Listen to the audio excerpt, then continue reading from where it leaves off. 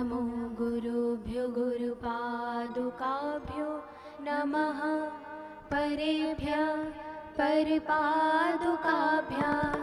आचार्य सिद्धेश्वर पादुकाभ्यो नमो नमः श्री गुरुपादुकाभ्यां नमो नमः श्री गुरुपादुकाभ्याम् ॐ नमो गुरुभ्यो गुरुपादुकाभ्यो नमः परेभ्यः परपादुकाभ्याम् आचार्य सिद्धेश्वर पादुकाभ्यो नमो नमः श्री गुरुपादुकाभ्यां नमो नमः श्री गुरुपादुकाभ्याम्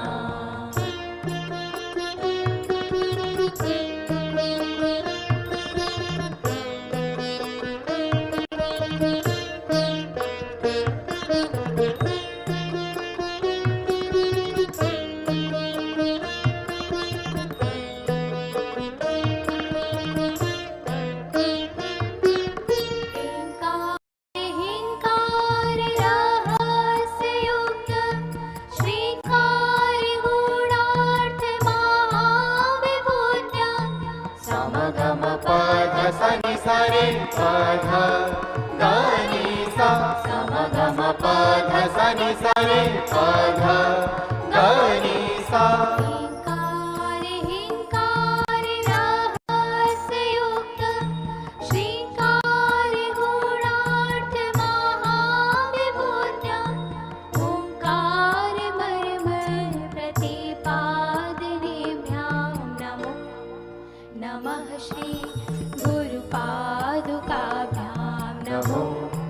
नमः श्री गुरुपादुकाभ्याम् ॐ नमो गुरुभ्यो गुरुपादुकाभ्यो नमः परेभ्यः परपादुकाभ्याम् आचार्य सिद्धेश्वर पादुकाभ्यो नमो नमः श्री गुरुपादुकाभ्यां नमो नमः श्री गुरुपादुकाभ्यां नमो नमः श्री गुरुपादुकाभ्याम्।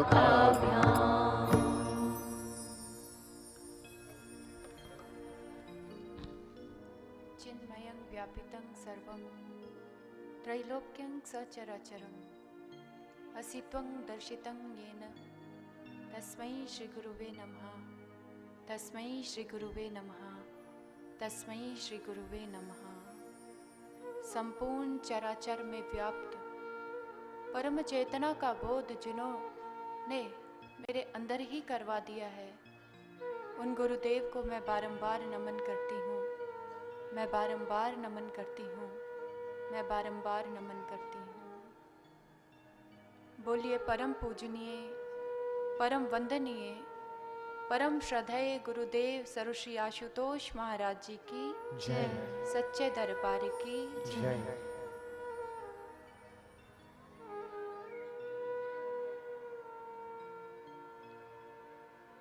प्रभु के सानिध्य में उपस्थित आदरणीय श्रद्धालुगणों, गुरुदेव सर्वश्री आशुतोष महाराज जी की महत्वपूर्ण कंपा से एक बार फिर से हम आपके समक्ष श्रीमद् भागवत महापुराण के कथा प्रसंगों को लेकर उपस्थित हुए हैं। भगवत प्रेमियों, इस संसार में हम हर सुंदर वस्तु को देखते हैं और सौंदर्य किसे प्रिय नहीं होता है, चाहे वो प्राकृतिक हो या मानवीय सौंदर्य हो। आकाश में पूर्ण चंद्रमा को जब हम देखते हैं तो हर किसी का मन बरबस ही उसकी ओर आकृष्ट हो जाता है। अपनी विशालता में अंगड़ाइयां लेता हुआ सागर, जिसे देखकर किसी भी मनुष्य के अंदर प्रसन्नता का ज्वार भाटा हिलोरे लेने लग जाता है। हरे पहाड़ों, हरे पेड़ पौधों से सुसज्जित आकाश को छूने वाले पर्वत, कौन है जो उनका मन नहीं मोहते होंगे। कल कल करती इठलाती हुई नदियां जब अपने सागर की ओर बहती चली जाती है, हर कोई उसके साथ ही बहना आरंभ कर देता है। प्रकृति के सौंदर्य को देखकर हर कोई मंत्रमुग्ध हो उठता है। परंतु यह जीव जो इस संसार रूपी आकर्षण में फंसा हुआ है, उस जीव को इस संसार रूपी आकर्षण से निकालने के लिए परमात्मा संपूर्ण सौंदर्य के पुंज के साथ इस धराधाम पर अवतरित होते हैं। वे अपने संपूर्ण सौंदर्य माधुर्य के साथ इंसान को अपनी ओर आकृष्ट करते हैं और उसे शुद्ध बुद्ध ज्ञान प्रदान कर देते हैं। क्योंकि भगवान का सौंदर्य ग्रेविटेशनल फोर्स की तरह हुआ करता है। जिस प्रकार से ग्रेविटेशनल फोर्स हर वस्तु को अपनी ओर खींच लेती है, इसी प्रकार से जब भगवान अपने संपूर्ण सौंदर्य के साथ इस धरा पर आता है, तो जीवों को अपने सौंदर्य के द्वारा, अपने चरित्र के द्वारा, अपने लीलाओं के द्वारा, अपने उपदेशों के द्वारा, अपने आचरण के द्वारा अपनी ओर ऐसा आकृष्ट करता है कि एक जीव फिर सदा सदा के लिए उसी का हो जाता है। परंतु भक्तों ने प्रभु को भी कहा, हे प्रभु, तुम्हारा ये माधुर्य, तुम्हारा ये सौंदर्य तुम्हारे भक्तों के कारण ही तुम जान पाते हो। रविंद्रनाथ टैगोर जी अपनी एक गीत में कहते हैं, हे सर्वेश्वर, तुम्हारा संपूर्ण आनंद हमारे ऊपर ही निर्भर होता है। तुम अपने सौंदर्य से, अपने माधुर्य से, अपनी लीलाओं से तभी परिचित होते हो जब भक्त तुम्हारे उस सौंदर्य से तुम्हें अवगत करवा देते। भगवान का सौंदर्य जो अपनी ओर खींचने वाला है, अपनी ओर खींच के अपना बनाने वाला है और प्रेम का दान देने वाला, ज्ञान का दान देने वाला है। और इसी प्रकार से द्वापर युग में जब हमारे प्रभु गोकुल में पहुंचे, ऐसे सौंदर्य के पुंज बनकर कि समस्त गोकुल वासियों के हृदयों को अपनी ओर आकृष्ट कर लिया। हर कोई उनके रूप का दीवाना हो उठा। हर कोई उनके सांवले सलोने रूप को देख लेना चाहता था। और जो जो भी उनके सौंदर्य को निहारता, जो जो भी उनके रूप माधुरी का पान करता, वह वहीं पर अपने चित्त को हार देता और उसी बांके बिहारी कृष्ण मुरारी का हो जाता। भगवान श्री कृष्ण जी का जैसे ही गोकुल में पदार्पण हुआ, समस्त गोपियां गोकुलवासी प्रभु का दर्शन करने के लिए नंद बाबा और यशोदा जी के घर में आ रही हैं। समस्त गोपियां उन्हें घेर कर बैठी हुई है और हमारे प्रभु अपनी यशोदा मैया की गोद में है। और सभी देखकर कहने लगी, अरे वाह यशोदा जी, अरे आपको तो प्रभु ने बड़ा सुंदर सा लाल दिया है। एक सखी कहने लगी, अरे आली, अरे इसकी आंखें तो देख, ऐसा लग रहा है प्रकृति धात्री से स्वयं काजल लगाकर आ गया हो। दूसरी कहने लगी, अरे इसके छोटे छोटे होंठ तो देखो कितने गुलाबी हैं। अन्य गोपी कहने लगी, अरे इसके नन्हे नन्हे हाथ तो देखो, दिल करता है कि बस इनको मैं चूमती ही रह जाऊं। दूसरी सखी कहने लगी, अरे मुखमंडल से नजर हटाकर जरा इसके चरण कमलों के ऊपर नजर तो दौड़ाओ, कितने नन्हे नन्हे प्यारे चरण हैं और मन करता है सदा सदा के लिए मेरे हृदय में ही बस जाएं। तभी एक पितामाही कहने लगी, अरे ओ यशोदा, एक बात पूछूं तो गुस्सा तो नहीं करोगी? यशोदा जी कहने लगी, अरे काकी, क्या बड़ों की बात का भी कभी गुस्सा किया जाता है? बोलिए ना, क्या पूछना चाहती हैं आप? पितामाही कहने लगी, देखो यशोदा, तुम इतनी गोरी हो, नंदराय भी इतना गोरा है, लेकिन तुम्हारा ये पुत्र इतना काला क्यों है?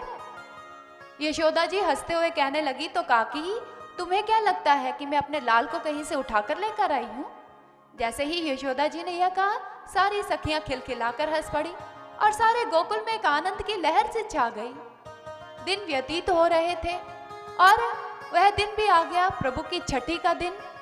सारे गोकुल में उत्सव का वातावरण था, सारे गोकुल को सजाया जा रहा था। हर गोपियां नए नए वस्त्र धारण कर रही थी और अपने सांवले सलोने को सुंदर सा उपहार देने के लिए तत्पर हो रही थी। आनंद राय जी के आंगन को, घर को भी दुल्हन की भांति सजा दिया गया और आंगन के मध्य में एक बड़ा सा पलना भी रख दिया गया। प्रातःकाल होते ही हमारे यशोदा मैया ने अपने नन्हे से लल्ला का उसको स्नान करवाया और जो नवीन पीताम्बर उनके लिए बनाया था, आज यशोदा मैया अपने लाल को वो पीताम्बर पहना रही। उनके छोटे छोटे हाथों में उन्होंने कंगन पहनाए, छोटी छोटी सी उंगलियों में अंगूठियां पहनाई, नन्हे नन्हे पैरों में पैजनियां पहनाई, गले में मोतियों की माला डाली। लाल इतना सुंदर लग रहा था, इतना सुंदर कि मैया ने सोचा कहीं मेरी ही नजर ना लग जाए, इसलिए आंख से काजल निकालती है और लाल के माथे पर एक काजल का टीका लगा देती है। और उसके बाद यशोदा जी भी तैयार होती है, नंद बाबा भी तैयार हुए। इधर सारा गोकुल के लोग, समस्त गोपियां, बाल सखा नंदराय जी के आंगन में आ जाते हैं और छठी का उत्सव आरंभ हो जाता है। वेद मंत्रों का उच्चारण हो रहा है और लल्ला को बड़े से पलने में पड़ो दिया गया और पलना भी ऐसा लग रहा था मानो कामदेव ने बड़ाई बनकर बनाया हो, जिसमें कितने सारे खिलौने टांगे हुए थे। यशोदा मैया ने अपने लाल को उस पल्ले में लेटा दिया। समस्त गोपियां आ रही हैं, लल्ला को निहार रही हैं, अपने उपहार अपने प्रभु के चरणों में अर्पित कर रही हैं। इधर सभी मंगल गीत गा रहे हैं, प्रसन्न हो रहे हैं। यशोदा मैया धीरे धीरे करके अपने लल्ला का पल्ला भी झुला रही है। समस्त गोपी यशोदा मैया को बधाइयां देते हुए, लल्ला का दर्शन करते हुए क्या कह रहे हैं, आइए हम भी गोपियों की प्रसन्नता में सम्मिलित होते हैं।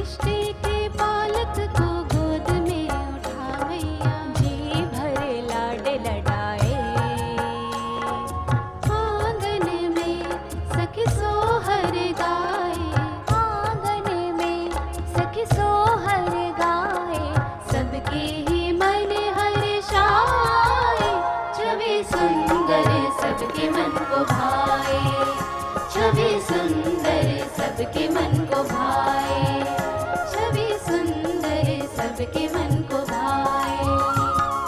चंदा से मुखड़े के सब लेत बलैया रे,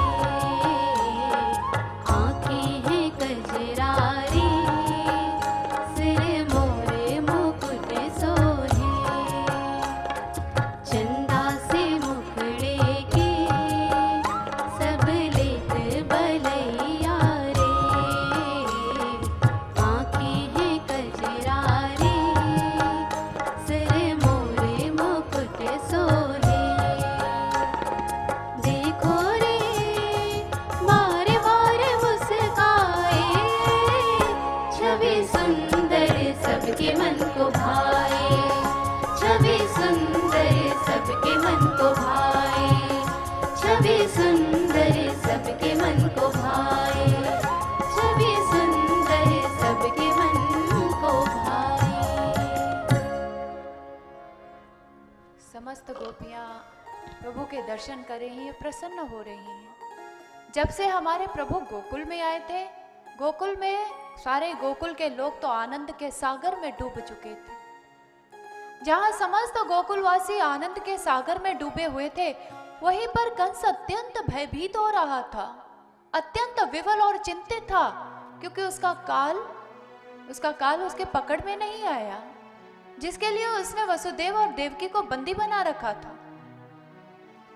उसके बाद इधर एक दिन नंदराय जी ने यशोदा से कहा, यशोदा मुझे मथुरा कर देने के लिए जाना है। और इधर ये नंदराय जी मथुरा की ओर प्रस्थान करते हैं।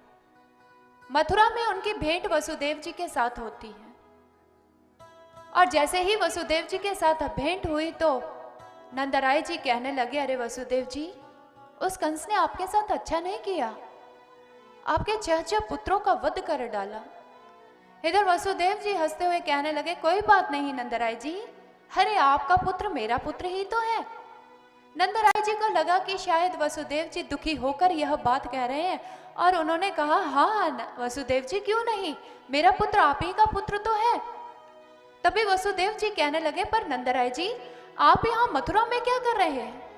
क्या आप नहीं जानते कि कंस उस बालक को ढूंढ रहा है और 3 माह के जितने भी छोटे बालक हैं उन्हें मृत्यु के घाट उतार रहा है, इसलिए आप शीघ्र वापस गोकुल चले जाइए। क्योंकि इधर कंस ने पूतना नाम की राक्षसी को 3 माह से जितने भी छोटे बच्चे थे उनको मारने के लिए भेजा था, और अब पूतना ने गोकुल में जाना था, क्योंकि वह हमेशा अपना आंचल विषाक्त करके चला करती थी। इधर चतुर्दशी का दिन आया तो जब समस्त गोए वन को चरने के लिए गई हुई थी, यशोदा जी अपने घर के कार्य में संलग्न थी और नंद बाबा मथुरा में थे। उस दिन पूतना अपने रूप को परिवर्तित करके अत्यंत रूपवती स्त्री का रूप धारण करके वो गोकुल में प्रवेश करती है। उसके हाथ में एक कमल था, कमल घुमाती हुई वो गोकुल की वीथियों से चली जा रही थी। जैसे ही सारी सखियों ने उस पूतना के रूप सौंदर्य को देखा तो कहने लगी, अरे आली, अरे ऐसा लग रहा है साक्षात लक्ष्मी नारायण का दर्शन करने के लिए जा रही है। और इधर पूतना भी नंदराय जी के घर पहुंच जाती है। यशोदा को लगा कि शायद कोई गोपी आई है, क्योंकि गोपियां प्रभु का दर्शन करने के लिए आती ही रहती थी, इसलिए यशोदा जी अपने घर के कार्य में संलग्न रही। इधर पूतना ने भी कहा, अरे यशोदा तुम अपना काम कर लो, मैं लल्ला का दर्शन करने के लिए आई हूं। यशोदा मैया ने लल्ला को पल्ले में पड़ो रखा था। इधर जैसे ही पूतना प्रभु के पलने के समीप जाती है तो उसी समय क्या हुआ, हमारे प्रभु झट से अपनी आंखों को बंद कर लेते हैं, और उसके बाद पूतना ने धीरे से करके प्रभु को पल्ले से उठाया और अपनी गोद में ले लेती है, और गोद में लेते हुए कहने लगी, मैं पूतना आज तेरा काल बनकर आई हूं, आज तुझे दुग्ध पान के साथ साथ विष का पान भी करवाऊंगी और तू अपने प्राणों से हाथ धो बैठेगा। प्रभु उसकी बातें सुनकर मुस्कुरा रहे हैं, और इधर पूतना ने दुग्ध पान करवाना आरंभ कर दिया। जैसे ही दुग्ध पान हमारे प्रभु कर रहे हैं, दुग्ध पान के साथ साथ वह पूतना के प्राणों को भी पीना आरंभ कर रहे हैं। जैसे ही पूतना के प्राणों को पीना आरंभ कर रहे हैं, इधर पूतना को पीड़ा होने लग गई। जोर जोर से कहने लगी, छोड़ो मुझे, अरे मैं कह रही हूँ छोड़ो मुझे। लेकिन प्रभु इस प्रकार से प्राणों को पी रहे थे कि पूतना को अत्यंत पीड़ा होती है, उस पीड़ा को सहन नहीं कर पाती है और एकदम से चित्कार करती हुई वास्तविक रूप में प्रकट हो जाती है और लल्ला को अपने गोद में लेकर ही आकाश मार्ग से उड़ जाती है। इधर यशोदा ने जैसे ही पूतना के चित्कार की आवाज श्रवण की, उसी समय पलने के समीप आती है और वहां पर अपने लल्ला को ना पाकर अत्यंत विवल हो जाती है, रोने लग जाती है। यशोदा मैया आवाजें लगा रही है, अरे मेरे कोई लल्ला को बचाओ, अरे वो राक्षसी मेरे लाल को उठाकर ले गई है, अरे कोई मेरी सहायता करो, मेरे लल्ला की सहायता करो। इधर समस्त गोकुल वासियों ने जैसे ही यशोदा जी की इस करुण क्रंदन को श्रवण किया, सारे के सारे गोकुल वासी यशोदा जी के पास आते हैं और यशोदा जी कह रही हैं, देखो देखो वो राक्षसी मेरे पुत्र को उठाकर ले गई है। समस्त गोकुल वासी पूतना के पीछे भागना आरंभ कर देते हैं। लेकिन एक समय इधर ऐसा आया कि हमारे प्रभु ने इतनी जोर से पूतना के प्राण खींचे कि वो धड़ाम से आकर नीचे गिर जाती है और उसके शरीर के नीचे आकर अनेकों वृक्ष टूट जाते हैं। एक व्यक्ति आगे बढ़कर प्रभु को उसके वृक्ष स्थल से नीचे उतारता है और यशोदा मैया को थमा देता है। यशोदा मैया अपने लाल को पुनः प्रपन्न करके प्रसन्न होती है, नेत्रों से हर्ष के आंसू प्रवाहित हो रहे हैं। तब तक नंदराय जी भी वहां पहुंच जाते हैं। यह समाचार उन्हें कर्णगोचर हो चुका था और उसी समय वो यशोदा से कहने लगे, अरे यशोदा, हमारा लाल तो सुरक्षित है ना, उसे कोई कष्ट तो नहीं हुआ? यशोदा जी कहने लगी, नहीं प्रभु का शुक्र है, हमारा लल्ला बच गया है। इधर एक पितामाही कहने लगी, अरे नंदराय, बहुत बड़ी बला टली है तुम्हारे पुत्र के ऊपर से, इसलिए ब्राह्मणों को दान दो, गौ का दान करो। नंदराय जी कहने लगे, अवश्य करूंगा पितामाही, आप चिंता मत कीजिए। समस्त गोपियां यशोदा जी के साथ लल्ला को लेकर अपने घर लौट जाती हैं। लेकिन भगवत प्रेमियों, यह पूतना कौन है? भगवान श्री कृष्ण जी के इस पूतना प्रसंग के बारे में यह कहा जाता है पूतना उद्धार प्रसंग, क्योंकि उन्होंने पूतना का उद्धार किया। और पूतना का अर्थ क्या है? पूत का भाव होता है पवित्र और न का भाव होता है नहीं, जो पवित्र नहीं है। और हमने यह भी श्रवण किया कि जब पूतना नंदराय जी के घर में आती है, उस समय नंदराय जी मथुरा में थे। यहाँ पर नंदराय जी प्रतीक है एक जीवात्मा का और मथुरा प्रतीक है शरीर का। महापुरुष, हमारे संत महापुरुष बताते हैं कि जब जब एक जीवात्मा अपने शरीर में आसक्त हो जाती है और अपने शरीर को ही सब कुछ समझने लग जाती है, तब तब पूतना को आने में देर नहीं लगती, अर्थात अपवित्रता को आने में, अज्ञानता को आने में देर नहीं लगती। साथ में आपने यह भी श्रवण किया कि उस समय समस्त गौएं वन को चरने के लिए गई हुई। यहाँ गो प्रतीक है इंद्रियों का और वन प्रतीक है विषय वासनाओं का। हमारी समस्त इंद्रियां भी सदैव संसार रूपी विषय वासनाओं का पान करने के लिए इनमें संलग्न रहती है। हम अपनी ज्ञान इंद्रियों के द्वारा, कर्म इंद्रियों के द्वारा, मन, बुद्धि, चित्त, अहंकार के द्वारा सदैव ही इस संसार के विषय वासनाओं का पान करते रहते हैं और अपने जीवन को यूं ही व्यर्थ करके चले जाते हैं। जब जब एक इंसान अपनी इन इंद्रियों में आसक्त हो जाता है, इन्हीं की अधीनता को स्वीकार कर लेता है, तब तब भी अज्ञानता और अपवित्रता को आने में समय नहीं लगता है। हमने यह भी श्रवण किया कि पूतना 3 माह के छोटे बच्चों को मार रही है। भगवत प्रेमियों, इस संसार में हर इंसान एक बालक की मानिधि ही है, जो तीनों गुणों से जुड़ा हुआ है, सत्व, रज और तमोगुण से। और इन्हीं तीनों गुणों से प्रभावित होकर वह इंसान, यह जीव इस माया में संलग्न रहता है।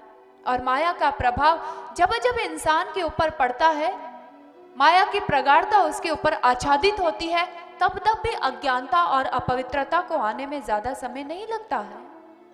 लेकिन महापुरुष कहते हैं, इंसान, इस अज्ञानता को, इस अपवित्रता का तुझे परित्याग करना है, क्योंकि जब तक जीवन में अज्ञानता है, अंधकार है, तब तक जीवन में अपवित्रता ही बनी रहेगी। इसलिए जीवन की अंधकार को दूर करने के लिए, अपवित्रता को दूर करने के लिए तुझे अपने घट के अंदर उस परमात्मा का दर्शन करना पड़ेगा जो इन समस्त इंद्रियों से परे है। क्योंकि भगवत प्रेमियों, जब तक हम अपने अंतःकरण में परमात्मा के प्रकाश स्वरूप का दर्शन नहीं करेंगे, यह अज्ञानता, यह अपवित्रता सदैव ही हमारे ऊपर आच्छादित रहेगी।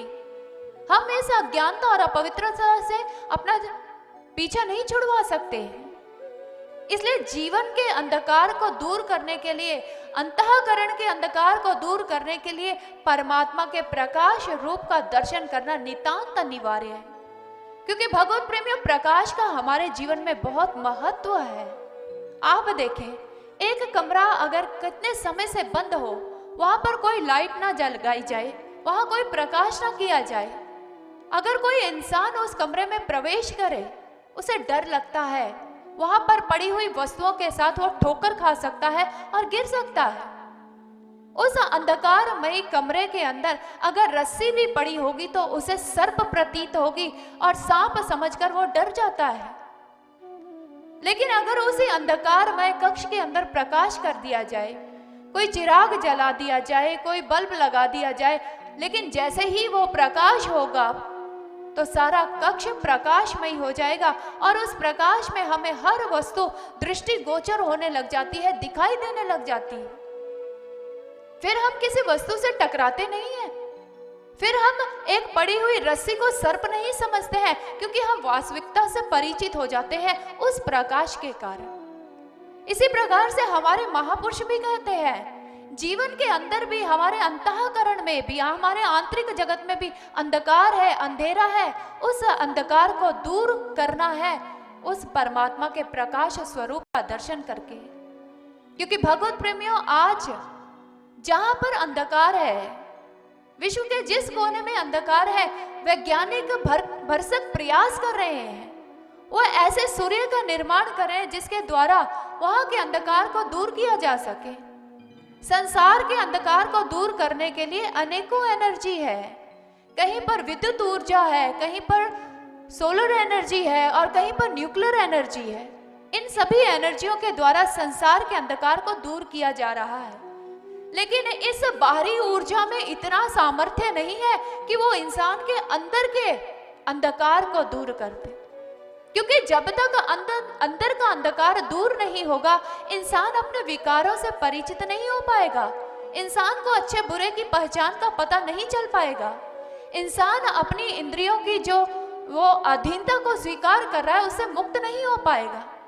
इसलिए हमारे महापुरुषों ने कहा, हमें इस अंधकारमयी जीवन से प्रकाश की ओर चलना है, हमें इस असत्य जीवन की ओर से सत्य की ओर अग्रसर होना है, हमें इस मृत्यु रूपी जीवन से अमरता की ओर अग्रसर होना है। और उस अमरता की ओर, उस अमृत की ओर, उस प्रकाश की ओर हम तभी अग्रसर हो सकते हैं जब हम अपने घट के अंदर प्रकाश स्वरूप परमात्मा का दर्शन कर लेंगे।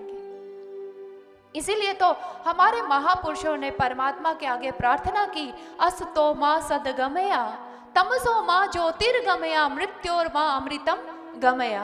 हे प्रभु, हमें असत्य से सत्य की ओर ले चलो, हमें अंधकार से प्रकाश की ओर ले चलो, हमें मृत्यु से अमरता की ओर ले चलो प्रभु, ताकि हम अपने जीवन के लक्ष्य को प्रपन्न कर सके, हम अपने घट के अंदर उस परमात्मा का दर्शन करके अपने जीवन में आई हुई अज्ञानता और अपवित्रता को दूर कर सके। तो आइए विचारों के साथ साथ ऐसे ही भावों को भजन के माध्यम से भी श्रवण करते हैं। गगन मंडल के बीच में तहवा छलके नूर, निगुरा महल न पावही, पहुँचे गागुरुपुर। कृपा करो,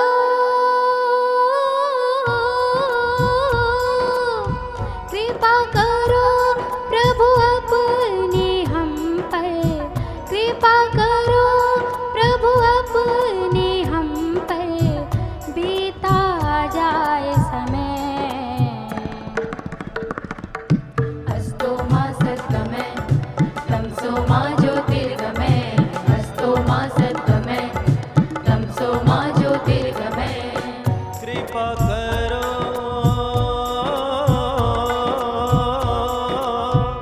कृपा करो प्रभु अपनी हम पर, कृपा करो प्रभु। बीच में तहवा छलकेनु निगुरा महल न पावही, पहुँचे गागरूपु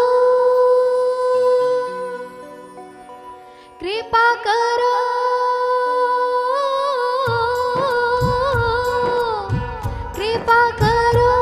प्रभु अपने हम पर, कृपा करो प्रभु अपने हम पर, बीता जाए समय।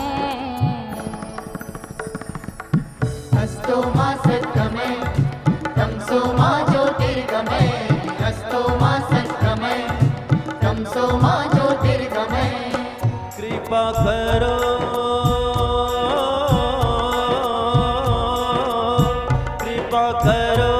प्रभु अपनी हम पर, कृपा करो प्रभु अपनी हम पर, बीता जाए समय। अस्तो मा सद्गमय तमसो मा ज्योतिर्गमय, अस्तो मा सद्गमय तमसो मा ज्योतिर्गमय।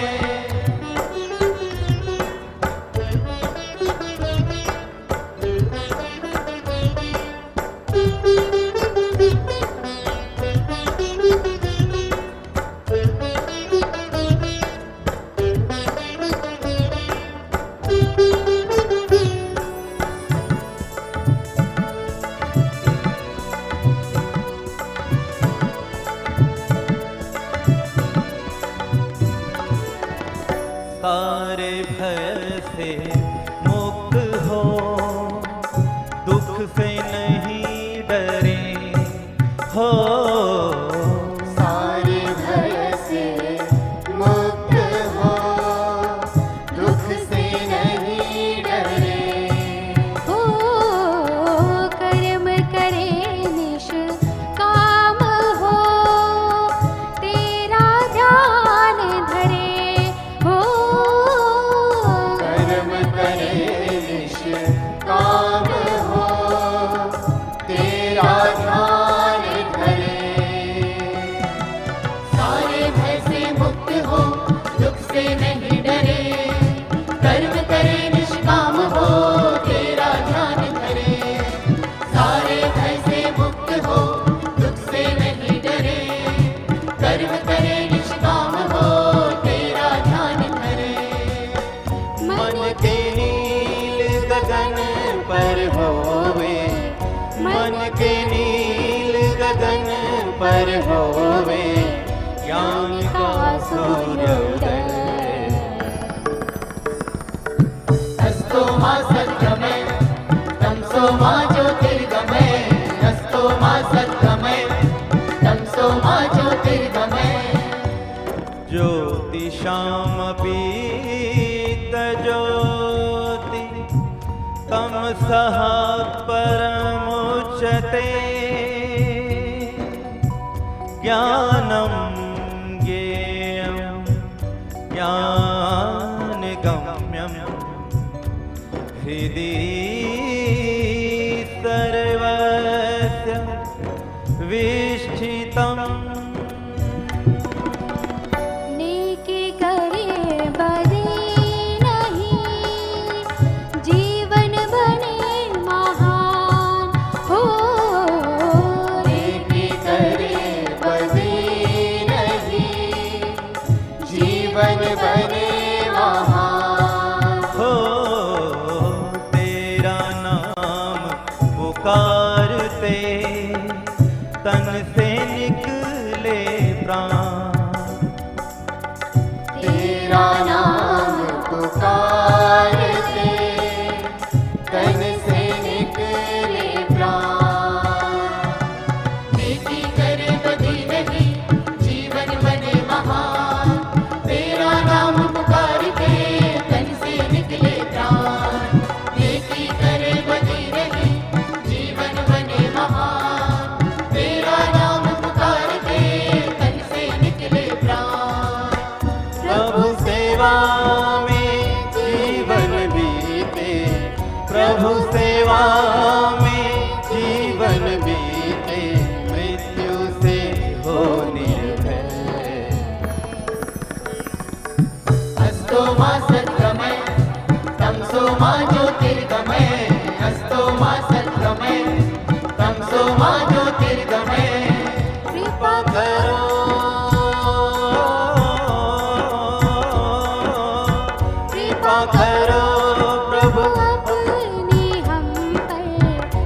कृपा करो प्रभु अपनी हम पर, बीता जाए समय।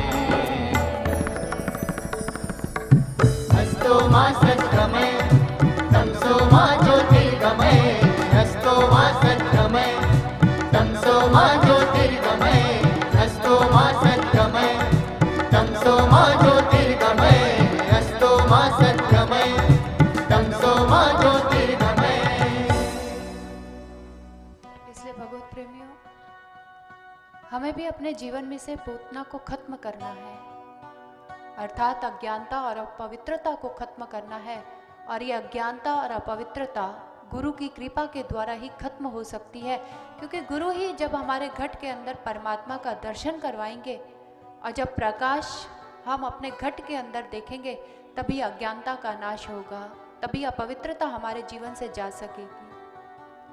इस प्रकार से हमारे प्रभु ने पूतना का उद्धार कर दिया। पूतना बालग्नि राक्षसी रुधिराशिना जिज्ञांसयापि हरये स्तनं दत्वाप सद्गतिम। वेदव्यास जी ने कहा, यूं तो पूतना बालकों का वध करने वाली थी, बच्चों का खून पीने वाली थी, क्योंकि उसने प्रभु को अपने दुग्ध का पान भी करवाया, इसलिए हमारे प्रभु ने उसे मां जैसी सद्गति प्रदान कर दी। पूतना का उद्धार करने के उपरांत जब यशोदा मैया अपने बालक को लेकर अपने घर वापस लौटती है, समस्त गोपियां भी उनके साथ हैं, तो यशोदा मैया अपने पुत्र का स्नान गोमूत्र के द्वारा करती है, गाय के मूत्र के द्वारा। गाय के मूत्र के द्वारा प्रभु को स्नान करवा के नवीन वस्त्र प्रदान करती है, पहनाती है उन्हें, फिर से उनका श्रृंगार करती है।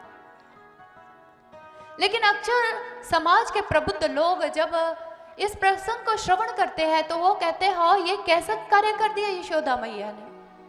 अरे प्रभु का स्नान गोमूत्र से किया, अरे प्रभु को तो गंगा जल से स्नान करवाना चाहिए था, गुलाब जल से स्नान करवाना चाहिए था। यशोदा मैया ने एक पशु के मूत्र से उनका स्नान क्यों करवा दिया? लेकिन भगवत प्रेमियों, क्योंकि हमारे उस समय के लोग गोमूत्र की महानता को जानते थे, वो जानते थे कि गोमूत्र गंगा की तरह ही पवित्र है, गंगा जल के समान ही शुद्ध है।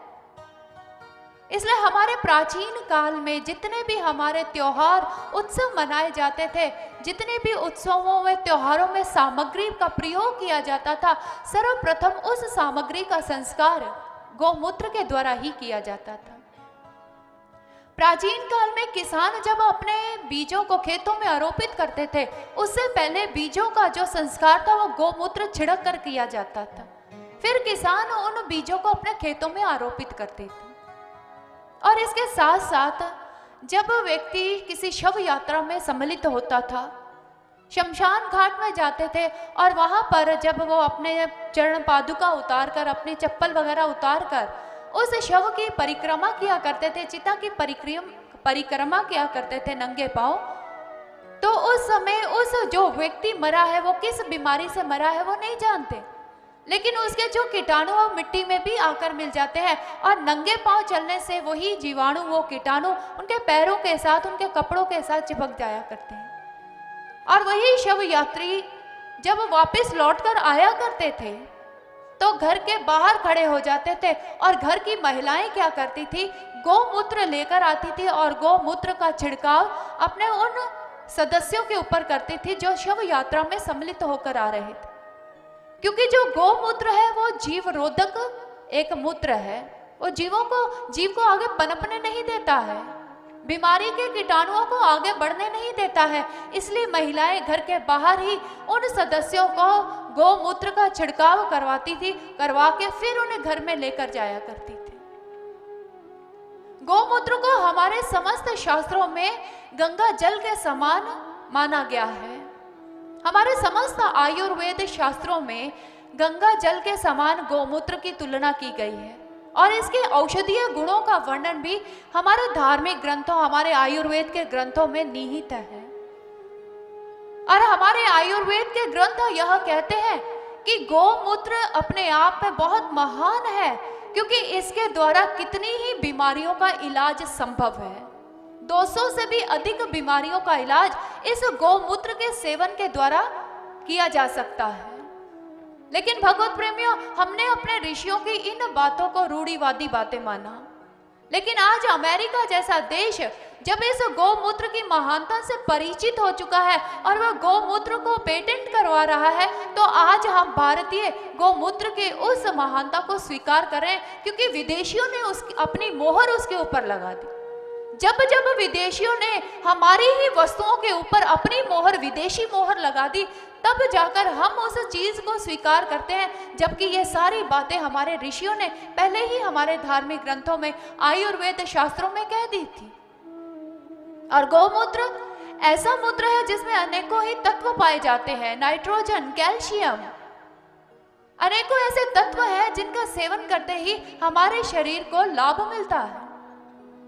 मात्र गौमूत्र नहीं भगवत प्रेमियों, गौमूत्र के साथ साथ गाय का जो गोबर है वो भी बड़ा लाभकारी है।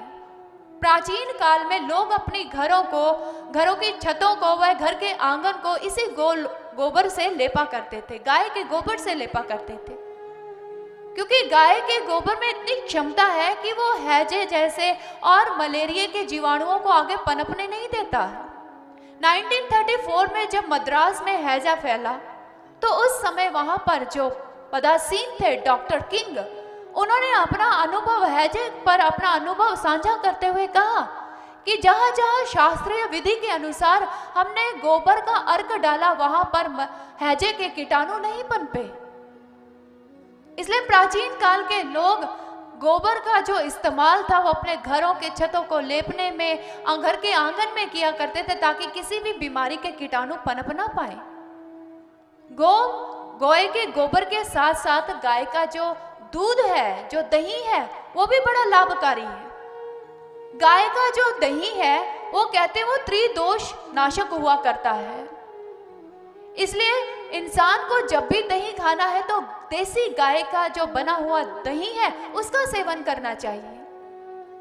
गाय के दही के दूध से बने हुए दही के साथ साथ जो गाय का दुग्ध है वो भी अत्यंत लाभकारी है। हमारे आयुर्वेद के शास्त्र यह कहते हैं कि गाय के दूध में वसा बहुत कम होती है। अगर इंसान उस दुग्ध का पान करता है तो वो मोटापे का शिकार नहीं हो पाता है। और इसमें अनेकों प्रकार के विटामिन, प्रोटीन्स, फास्फोरिक, यौगिक इत्यादि पाए जाते हैं। और वैज्ञानिकों ने भी एक प्रयोग करके देखा गाय के दूध का। उन्होंने घोड़ों के 2 दलों को लिया, एक दल को उन्होंने गाय का दूध पिलाया और दूसरे दल को उन्होंने भैंस का दूध पिलाया। कुछ दिनों के बाद उनका परीक्षण किया गया। उनका जब परीक्षण किया गया तो वैज्ञानिकों ने क्या पाया कि जिन घोड़ों को गाय का दूध पिलाया गया था, जब मार्ग में नदी आई तो वो घोड़े छलांग लगाते ही उस नदी को पार कर गए। लेकिन जिन घोड़ों को भैंस का दूध पिलाया गया था, वो जैसे ही नदी आई तो नदी में ही रुक गए, क्योंकि भैंस की आदत है कि उसे पानी में बैठना बहुत अच्छा लगता है। इसलिए जिन घोड़ों ने भैंस का दूध पिया था वो पानी में, नदी के पानी में ही ठहर जाते हैं। गाय के दूध के साथ साथ भगवत प्रेमियों, गाय का जो घी है वो भी अत्यंत लाभकारी है। कहते हैं कि गाय के घी के समान कोई भी एंटीसेप्टिक क्रीम नहीं है। अगर इंसान की त्वचा जल जाए और उसके ऊपर पुराने से पुराने देसी गाय के घी का लेपन कर दिया जाए तो वो जो घाव है वो शीघ्र ही भर जाता है और नई चमड़ी आनी आरंभ हो जाती। लेकिन हम भारतीयों की ये विडंबना है कि ऋषि मुनियों ने जो इतनी अमूल्य धरोहर हमें प्रदान की, इतना महान ज्ञान वो जो हमें अपने पशुओं के बारे में बताकर गए, गौ माँ के बारे में बताकर गए, हम सदैव उसे अनभिज्ञ रहे। इतने अनभिज्ञ रहे, इतने की स्वार्थ में आकर, लालच में आकर हमने क्या किया, अपनी देसी गाय को भुला दिया। देसी गाय को भुला दिया और उसके बदले में हम अपने घरों में, हम अपने देश में विलायती गाय ले आए, अमेरिकन गाय ले आए। वो इसलिए लेकर आए क्योंकि अमेरिकन गाय ज्यादा दूध देती है और ज्यादा दूध के लालच में हमने अपनी देसी गायों की प्रजातियों को लुप्त होने दिया। लेकिन भगवत प्रेमियों, यही देसी गाय, यही विलायती गाय, ये अमेरिकन गाय जिसके दूध को हम अधिक मात्रा में प्राप्त करके खुश होते हैं, लेकिन सर्वेक्षण यह कहते हैं कि ये दूध इंसान के लिए बड़ा ही हानिकारक है, क्योंकि वो विदेशी गाय एक प्रकार का जानवर है, वो कोई पालतू पशु नहीं है। लेकिन अधिक दूध के लालच में हम भारतीयों ने उसे स्वीकार कर लिया। एक ऑस्ट्रेलिया में एक वैज्ञानिक हुए हैं। उन वैज्ञानिक ने देखा कि जो यहाँ के लोग हैं, यहाँ के जो बच्चे हैं, उनमें जो शुगर की जो बीमारी है वो बहुत अधिक मात्रा में बढ़ती चली जा रही है। और उस वैज्ञानिक ने खोज की कि आखिर बच्चों में ये शुगर की बीमारी क्यों हो रही है। उसके बाद उस वैज्ञानिक ने ये खोज की और उसने पाया कि यह बच्चे विदेशी गाय का दूध पीते हैं, अमेरिकन गाय का दूध पीते हैं, और अमेरिकन गाय के दूध में BCM7 हुआ करता है। BCM7 अफीम की जाति का एक तत्व है, एक जहरीला पदार्थ है जिसका सेवन करने से शरीर को नुकसान पहुंचता है। और उस BCM7 का सेवन करने से विदेशी दूध के माध्यम से क्या हुआ, वो बच्चे उस बीमारी का शिकार हो गए। और उसके बाद उस वैज्ञानिक ने एक पुस्तक लिखी, डेविल इन द मिल्क, दूध में राक्षस। और यह पुस्तक जैसे ही वहां के किसानों ने पढ़ी तो वहां के किसानों के अंदर एक तहलका सा मच गया। वो हतप्रभ रह गए कि अमेरिकन गाय का दूध इतना हानिकारक है, इतना नुकसान पहुंचा रहा है। उसी समय वहां विदेशों के किसानों ने क्या किया, अपने डेयरी फार्म से उन अमेरिकन गायों को निकाल दिया और भारत में से देसी गाय लेकर चले गए। और वहां पर आज देसी गाय के दूध को A2 का नाम दिया गया है और विदेशी गाय के दूध को A1 का नाम दिया गया है। अनेकों ऐसे देश हैं जहां पर इस देसी गाय के दूध को बेचा जाता है और जो बेचा जाता है वो अधिक मात्रा में अधिक दामों पर बेचा जा रहा है। और देसी गाय के दूध से जितने भी प्रोडक्ट बने हैं वो महंगे दामों पर बिक रहे हैं। लेकिन दुख की बात है, विडंबना की बात है कि जिस गाय को भगवान श्री कृष्ण जी प्रेम किया करते थे, जिस गाय के मूत्र से वो स्नान किया करते थे, हम भारतीयों ने अपनी उसी देसी गाय का अपमान किया, उसे अपने भारत में स्थान नहीं दिया और हम भारतीयों ने अपनी देसी गाय को विदेशों में भेज दिया। परिणाम क्या हो रहा है, आज भारतीय लोग तरह तरह की बीमारियों से, शुगर जैसी बीमारियों से ग्रसित होते चले जा रहे हैं। और समाज के कुछ असामाजिक तत्व अपने जेबों को भरने के लिए हमारी गौ माँ की हत्याएं करवा रहे हैं। और आप जानते हैं भगवत प्रेमियों, ये हमारी गौ माँ जो हमें दूध देती है, जो हमारे स्वास्थ्य में वृद्धि करती है, उसी गौ माँ का कत्ल कैसे किया जाता है, उस गौ माँ को मारा कैसे जाता है। अधिक से अधिक गौवंश को ट्रकों में भरकर कत्लखानों में ले जाया जाता है।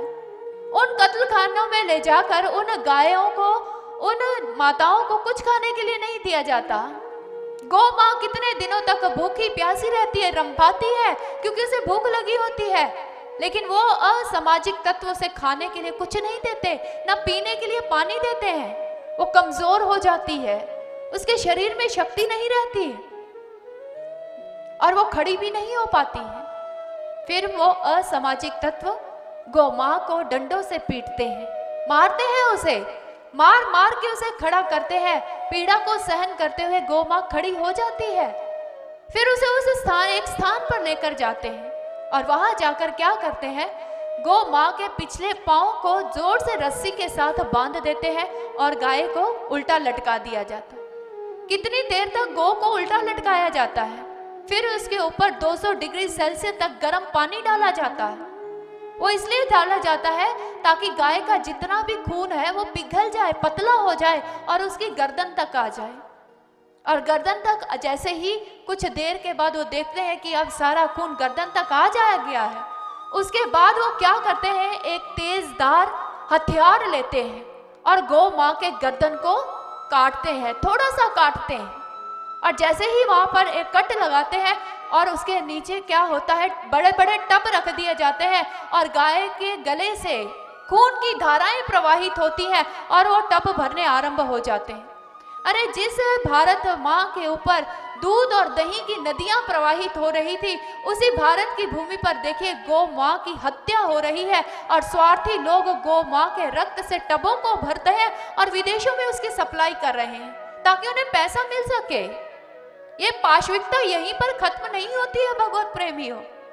गौ माँ के गर्दन पर एक उसे जख्म दे दिया गया, वो रो रही है, रंभा रही है क्योंकि उसे पीड़ा हो रही है, लेकिन वो पाषाण हृदय उसके उस चित्कार को श्रवण नहीं कर रहे हैं क्योंकि वो स्वार्थी हो चुके हैं। उसे पैसों की खनक सुनाई दे रही है, उन्हें पैसे दिखाई दे रहे हैं। उसके बाद वो क्या करते हैं, गौ माँ के शरीर में एक छेद कर देते हैं और उसे छेद करने के बाद गौ माँ के शरीर में हवा भर दी जाती है। हवा भर दी जाती है, माँ मरी नहीं है अभी, वो रंभा रही है, उसे दर्द हो रहा है। गाय मरी नहीं है और जीती गोए के शरीर से चमड़ा उधेड़ना आरंभ कर दिया जाता है। गोए का मांस उधाड़ा जाता है, उसकी चमड़ी को उधेड़ा जाता है, वो और जोर जोर से रंभाती है। और वो स्वार्थी लोग उस गौ माँ को जीवित उसका चमड़ा इसलिए उधेड़ते हैं क्योंकि अगर गाय मर जाए और मरने के बाद अगर चमड़ा निकाला जाए तो चमड़ा मोटा हो जाता है, लेकिन जीते जी अगर चमड़ा उधेड़ा जाए तो चमड़ा पतला रहता है और पतले चमड़े की अधिक कीमत होती है, मोटे चमड़े की कीमत कम होती है। इसलिए पतला चमड़ा प्राप्त करने के लिए वो जीती माँ के शरीर से चमड़ी को उधेड़ देते। यहीं पर खत्म नहीं हुआ अत्याचार। जब उन्हें पता लग जाता है कि ये गाय गर्भवती है, उस समय वो क्या करते हैं, जब उन्हें पता लगता है कि इसके ब्याने में अब कुछ ही समय रह गया है, तो क्या करते हैं, एक साबुन का घोल तैयार करते हैं। साबुन का घोल तैयार करके गाय को पिला दिया जाता है ताकि इसका गर्भपात हो जाए और उसके बाद कृत्रिम मशीनों के द्वारा उस पर दबाव डालकर उसके बच्चे को निकाला जाता है और उसका चमड़ा निकाला जाता है। उसके चमड़े को क्रूम कहा जाता है क्योंकि वो अत्यंत ही मुलायम होता है। भगवत प्रेमियों, भारत के लोग इतने स्वार्थी हो चुके हैं कि उन्हें मात्र पैसा ही नजर आ रहा है और उसी पैसे के चक्कर में हम अपनी भारतीय संस्कृति को, अपनी गौ माँ को भूलते चले जा रहे हैं और ऐसे अत्याचारियों के हवाले करते जा रहे हैं जो हमारे ही गौ माँ के अस्तित्व को मिटाने पर लगे हुए हैं। इसके जिम्मेदार हम लोग भी हैं क्योंकि हम ज्यादा दूध के लालच में हमने अपनी देसी गाय का परित्याग कर दिया, अमेरिकन गाय को स्थान दे दिया, जिससे हमारे देश में जितनी भी देसी गाय की प्रजातियां थी, दुर्लभ प्रजातियां थी, वो खत्म होती चली जा रही हैं। और हम यह भी जानते हैं कि हम में से असंख्य ऐसे लोग होंगे जो देसी गाय और विदेशी गाय का अंतर भी नहीं जानते होंगे कि देसी गाय किसे कहते हैं और विदेशी गाय किसे कहते हैं। तो भगवत प्रेमियों, आप जानिए देसी गाय के अंतर को और विदेशी गाय के अंतर को। जो देसी गाय होती है, जहां से उसकी गर्दन शुरू होती है, उसकी गर्दन के समीप भी एक हम्प बना होता है जिसे काकुद कहते हैं।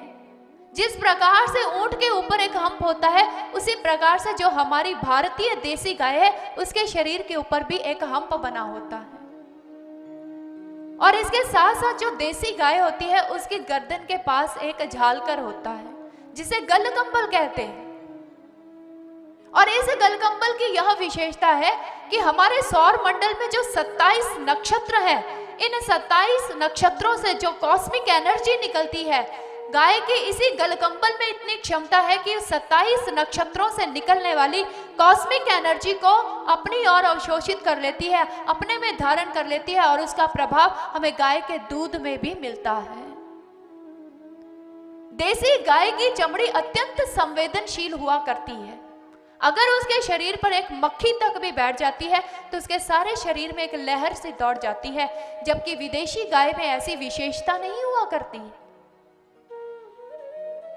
इसलिए भगवत प्रेमियों, हमें अपनी देसी गाय को बचाना पड़ेगा, क्योंकि अगर हमने अपनी गाय को बचाया तो हम अपने पर्यावरण की भी सहायता करेंगे, हम अपने पर्यावरण को भी सुरक्षित कर सकते हैं, उसे स्वस्थ कर सकते हैं। क्योंकि जैसे जैसे गोए की हत्या हुई, हमारे भारत में से गोवंश पर आधारित खेती करनी भी बंद हो गई और आज भारत में खेती किस आधार पर की जाती है? यांत्रिक, हमारी खेती यांत्रिक हो चुकी है। यंत्रों के द्वारा, ट्रैक्टरों के द्वारा, अन्य खेती के यंत्रों के द्वारा हम खेती कर रहे हैं। तरह तरह के रसायनों का हम प्रयोग कर रहे हैं और उन तरह तरह के खतरनाक रसायनों का प्रयोग करने से क्या हुआ? हमारी धरती माँ की जो उर्वरक शक्ति थी वो कम हो गई और दिन प्रतिदिन वो बंजर होती चली जा रही है। प्राचीन काल में हमारे किसान गोवंश पर आधारित खेती किया करते थे और खेतों में गोमूत्र और गोबर डाला करते थे, क्योंकि गाय का जो गोबर होता है वो सूक्ष्म जीवाणुओं का एक समूह हुआ करता है। वो सूक्ष्म जीवाणु जब धरती के संपर्क में आते हैं तो मिट्टी को लिविंग सोल बना देते हैं, जीवित मिट्टी बना देते हैं और मिट्टी की उर्वरक शक्ति को बढ़ा दिया करते हैं। लेकिन जैसे जैसे रसायनों का प्रयोग होता रह गया, हमारी यह धरती माँ भी बंजर होती चली गई। मात्र धरती माँ को बंजर नहीं किया है, इसके साथ साथ जो पीने वाला बहुमूल्य पानी है हम उसे भी नष्ट करते चले जा रहे हैं, क्योंकि जिन बुच्चड़ खानों में हमारी गौ माँ की हत्या हो रही है, आप जानते हैं उन्हीं बुच्चड़ खानों की सफाई करने के लिए, उन मांस के टुकड़ों को धोने के लिए, उसके बाद उनकी पैकिंग करने के लिए और उन्हें विदेशों तक पहुंचाने के लिए हमारा कितना ही बहुमूल्य अमृत जैसा पानी बर्बाद हो रहा। अगर कत्ल खानों में इसी प्रकार से हमारा ये बहुमूल्य पानी बर्बाद होता रहा तो एक दिन विदेश, इस पूरे विश्व में पानी की समस्या भी पैदा हो जाएगी भगवत प्रेमियों। इसलिए अगर हम अपने जल को सुरक्षित करना चाहते हैं, अपने इस अमृत रूपी जल को बचाना चाहते हैं, तो हमें अपनी गौ माँ को भी बचाना पड़ेगा। और इसके साथ साथ किसानों को यह चाहिए कि वो यांत्रिक खेती नहीं, गोवंश पर आधारित खेती करें, क्योंकि जब जैसे जैसे कृषि का यांत्रिकरण हुआ वैसे वैसे पर्यावरण भी खराब होता चला गया। प्रदूषण की समस्या दिन प्रतिदिन बढ़ती चली गई। ग्रीन हाउस गैसेस का इफेक्ट हमारे पर्यावरण पर पड़ता चला गया, क्योंकि असंख्य ट्रैक्टर जब खेतों में चलते हैं तो क्या होता है, उसमें से गैसेस निकलती हैं जो हमारे पर्यावरण को प्रभावित कर रही हैं। और उन ट्रैक्टर्स को चलाने के लिए डीजल की आवश्यकता भी पड़ेगी, और डीजल के साथ साथ जब उन ट्रैक्टर्स की डिमांड बढ़ेगी, उन ट्रैक्टर्स को बनाया जाएगा तो क्या होगा, उसके लिए लोहा चाहिए, उसके लिए अन्य धातु चाहिए, और वो धातुएं, वो लोहा कहाँ से मिलता है, इसी धरती माँ की गर्भ से मिलता है। और लोगों की डिमांड को पूरा करने के लिए, ट्रैक्टर्स की सप्लाई को पूरा करने के लिए क्या हुआ, कारखानों का निर्माण हुआ। इस धरती माँ के गर्भ को भेदा गया, इस धरती माँ के रूप को कुरूप किया गया और लोगों की इच्छा की पूर्ति हुई, और दिन प्रतिदिन ये धरती माँ का स्वरूप भी बिगड़ता ही चला जा रहा है। इसलिए भगवत प्रेमियों, अपने पर्यावरण की रक्षा करने के लिए हमें गौ की रक्षा भी करनी पड़ेगी, क्योंकि गाय पर्यावरण को बचाने का एक सशक्त माध्यम है, सशक्त माध्यम। आप सोच रहे होंगे कैसे? अर्थशास्त्र यह कहता है कि अगर गाय बूढ़ी हो जाए तो उसे बुच्चड़ खाने में भेज देना चाहिए, उसे मरवा देना चाहिए, इससे पैसे भी मिलेंगे और स्थान की बचत भी होगी। लेकिन वो अर्थशास्त्री यह नहीं जानते हैं कि गोए के कटने से हमारे देश को कितना नुकसान हो जाएगा। माना कि गाय बूढ़ी हो चुकी है, वो दूध नहीं दे सकती, लेकिन वो अपने सारे उम्र में गोबर तो देती है, मूत्र तो देती है।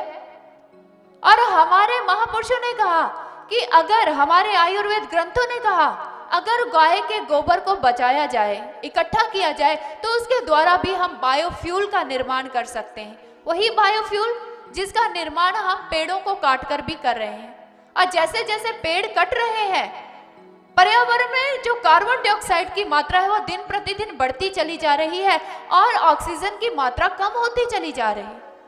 अगर हम अपनी गाय को बचाएंगे भगवत प्रेमियों, और उसके द्वारा हम गोबर को इकट्ठा करेंगे और गोबर गैस बनाएंगे, बायोफ्यूल का निर्माण करेंगे, तो उसके द्वारा क्या होगा, वृक्ष भी कटने से बच जाएंगे। और जितने अधिक वृक्ष होंगे और उनका कार्य क्या होता है, वो कार्बन डाइऑक्साइड को अपने में अवशोषित कर लेते हैं और उसके बाद उसे ऑक्सीजन में परिवर्तित करके पर्यावरण में छोड़ देते हैं।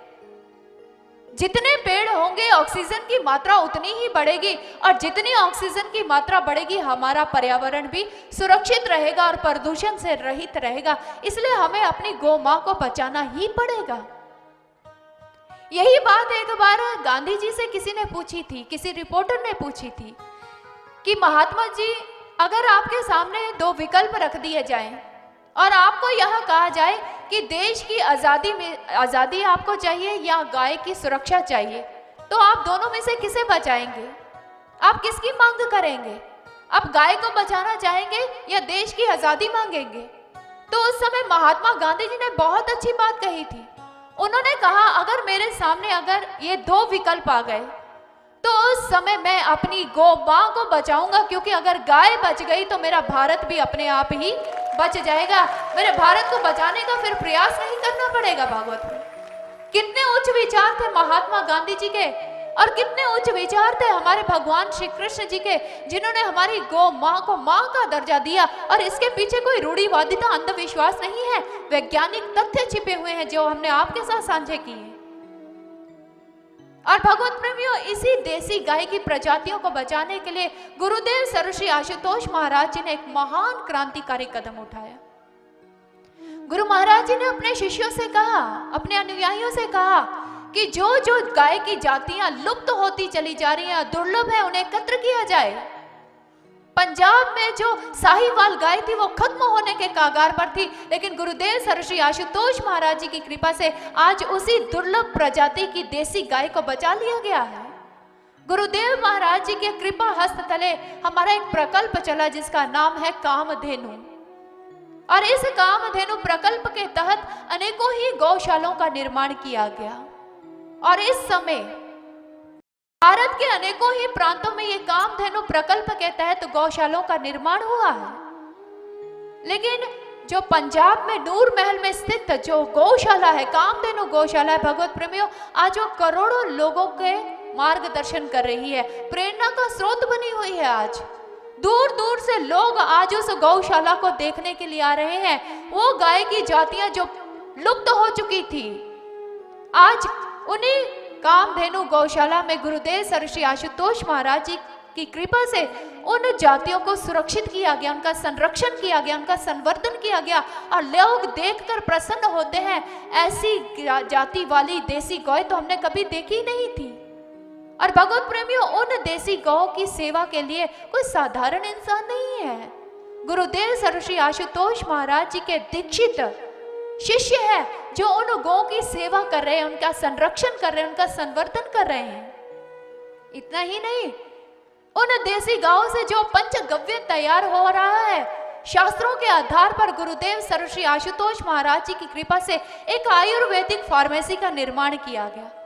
और उस आयुर्वेदिक फार्मेसी में इसी पंचगव्य से हमारे आयुर्वेदिक शास्त्रों के आधार पर जो दवाइयां बताई गई थी, आज उसी फार्मेसी में पंचगव्य के आधार पर उन औषधियों का निर्माण किया जा रहा है। लोग उन औषधियों को वहां से खरीदते हैं और जिन बीमारियों से उनका छुटकारा नहीं हो रहा था, उन दवा उन औषधियों का सेवन करके उन बीमारियों से भी मुक्त हो रहे हैं और अपनी देसी गाय से भी परिचित हो रहे हैं। और इतने प्रभावित हो रहे हैं कि अब वो लोग भी संकल्पबद्ध हो चुके हैं कि हम भी अपने घरों में अब विदेशी गाय नहीं, देसी गाय रखेंगे, क्योंकि अब हमें गुरुदेव सर्वश्री आशुतोष महाराज जी की कृपा से देसी गाय के पंचगव्य के बारे में पता चल चुका है। इसके पीछे कोई रूढ़िवादिता नहीं है, इसके पीछे वैज्ञानिक तथ्य हैं जिनको उन्होंने गुरुदेव सर्वश्री आशुतोष महाराज जी की कृपा से जाना है।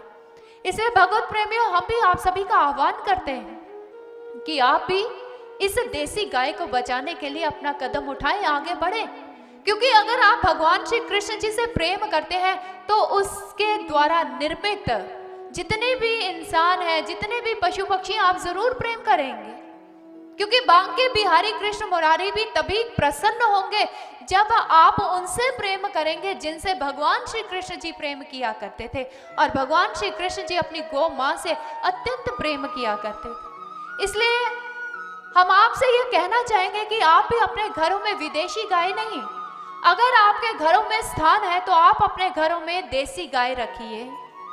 और अगर आपके घरों में इतनी पर्याप्त स्थान नहीं है कि आप एक गाय को रख सके, देसी गाय को रख सके, तो आप हमारे जो ये प्रकल्प है कामधेनु, जहाँ पर इन गौशालाओं का निर्माण किया गया है, आप वहां पर आकर अपना दान दे सकते हैं।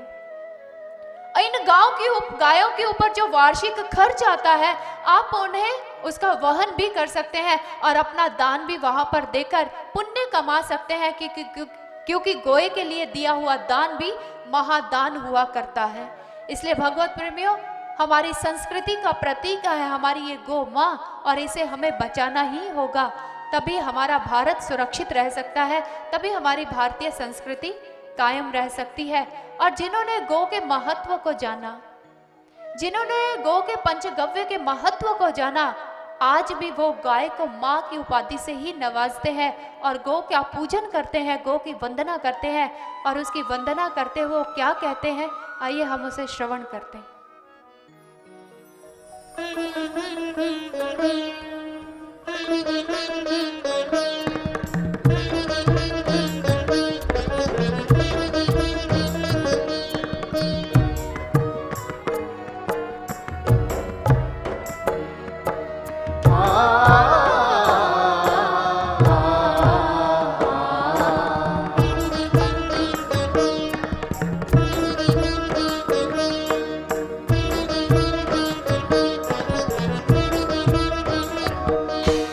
वंदना गौ मात अपनी तुमको हम अर्पित करें। वंदना गौ मात अपनी तुमको हम अर्पित करें। वंदना गौ मात अपनी तुमको हम अर्पित करें। वंदना गौ मात अपनी तुमको हम अर्पित करें। त्याग कर हिंसक प्रवृत्ति शुद्ध बुद्धि हम धरे। वंदना गौ मात अपनी तुमको हम अर्पित करें। वंदना गौ मात अपनी तुमको हम अर्पित करें।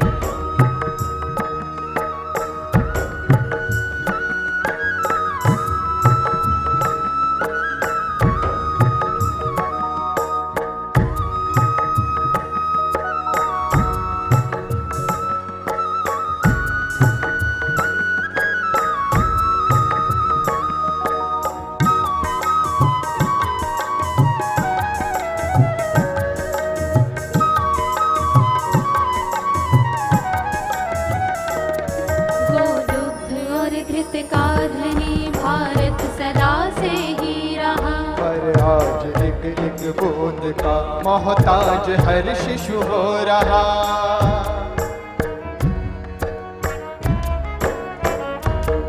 गोदुग्ध और घृत का धनी भारत सदा से ही रहा। पर आज एक बूंद का मोहताज हर शिशु हो रहा।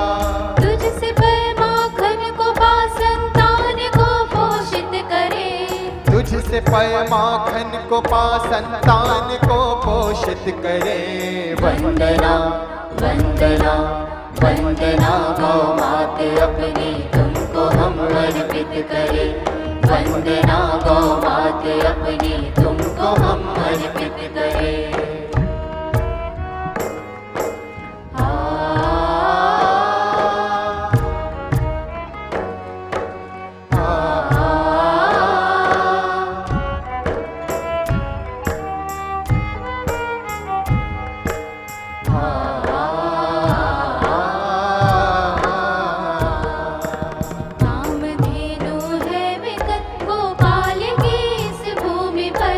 स्वार्थ में अंधे हुए हम अपनी माँ को बेच गए। कामधेनु है विकल गोपाल की इस भूमि पर।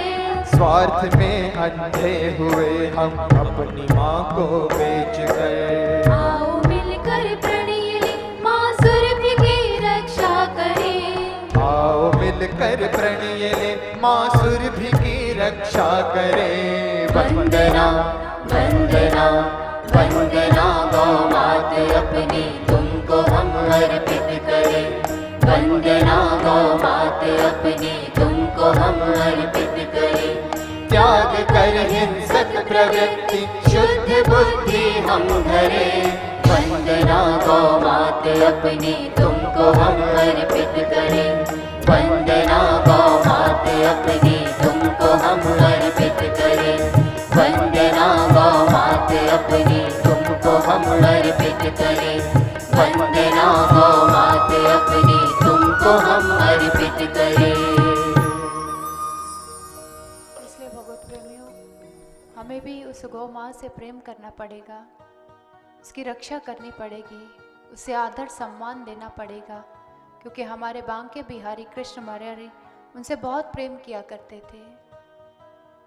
और प्रभु भी हम पर तभी कृपा करेंगे, तभी प्रसन्न होंगे जब हम उन गौ को आदर देंगे, उसे प्रेम करेंगे।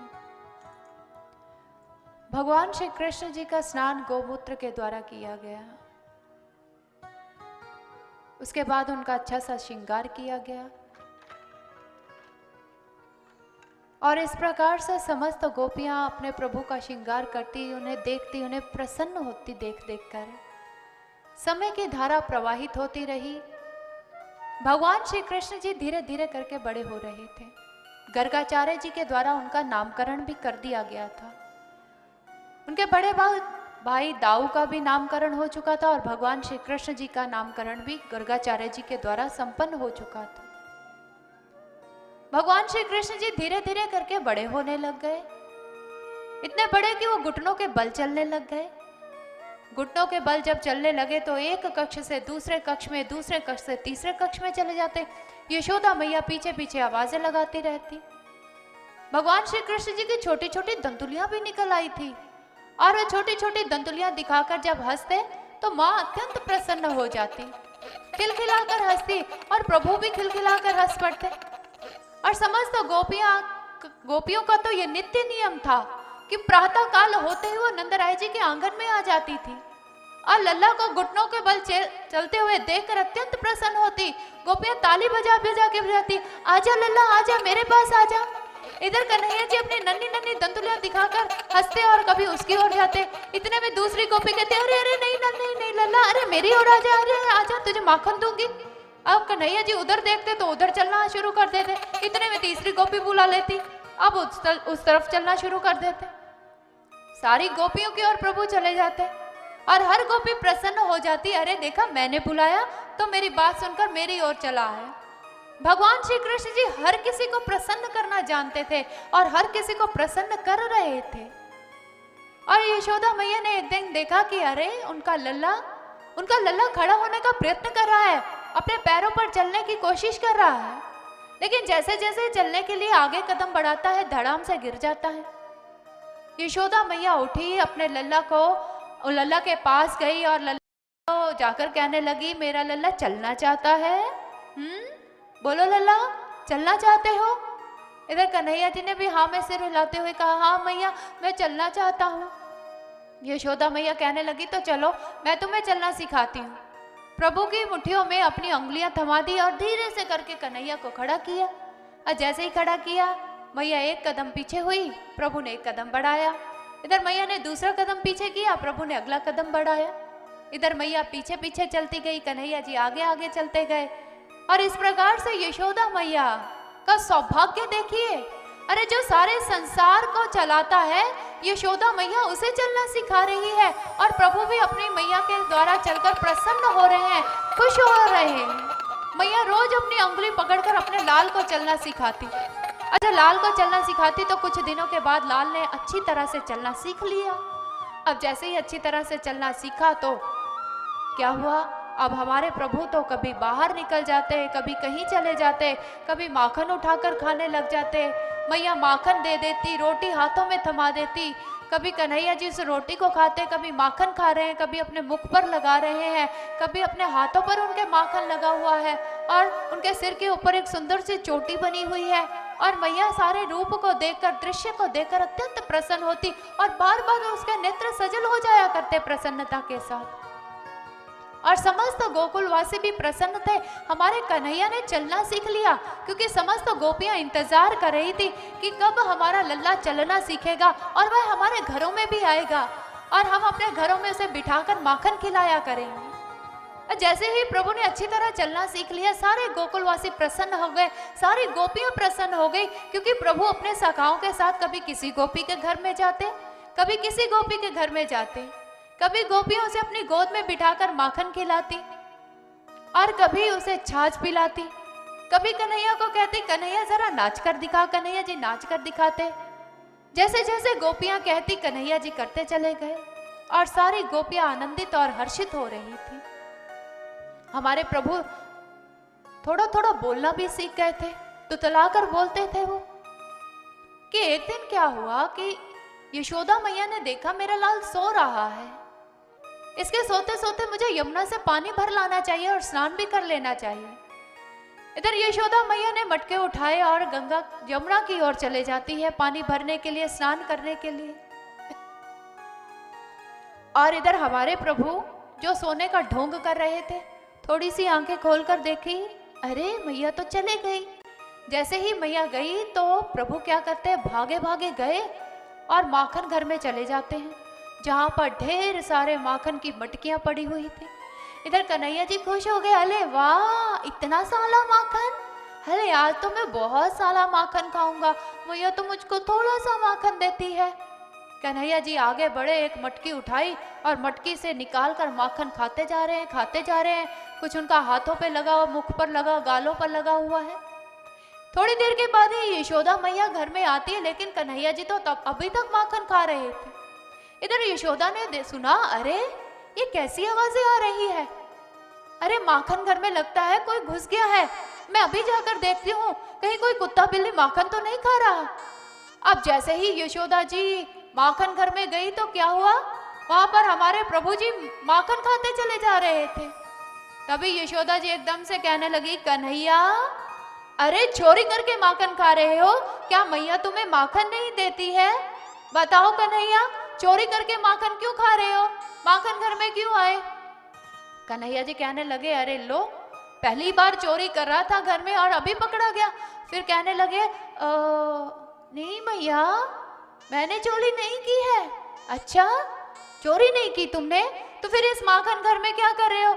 ओ मैया पता है क्या, तूने मेरे हाथों में ये जो कंगन पहनाए हैं ना, इससे ताप निकलता है और मुझे कष्ट हो रहा था। अच्छा पर माखन घर में क्या मतलब था आने का।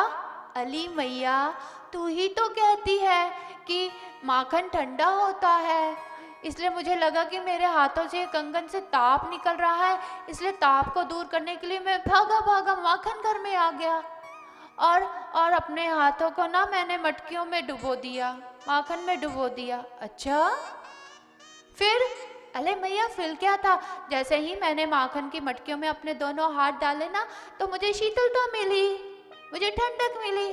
अच्छा जी, तो आपके कंगन ताप पहुंचा रहे थे। हाँ मैया, और फिर आपने ताप को दूर करने के लिए अपने दोनों हाथ माखन की मटकियों में डाल दिए।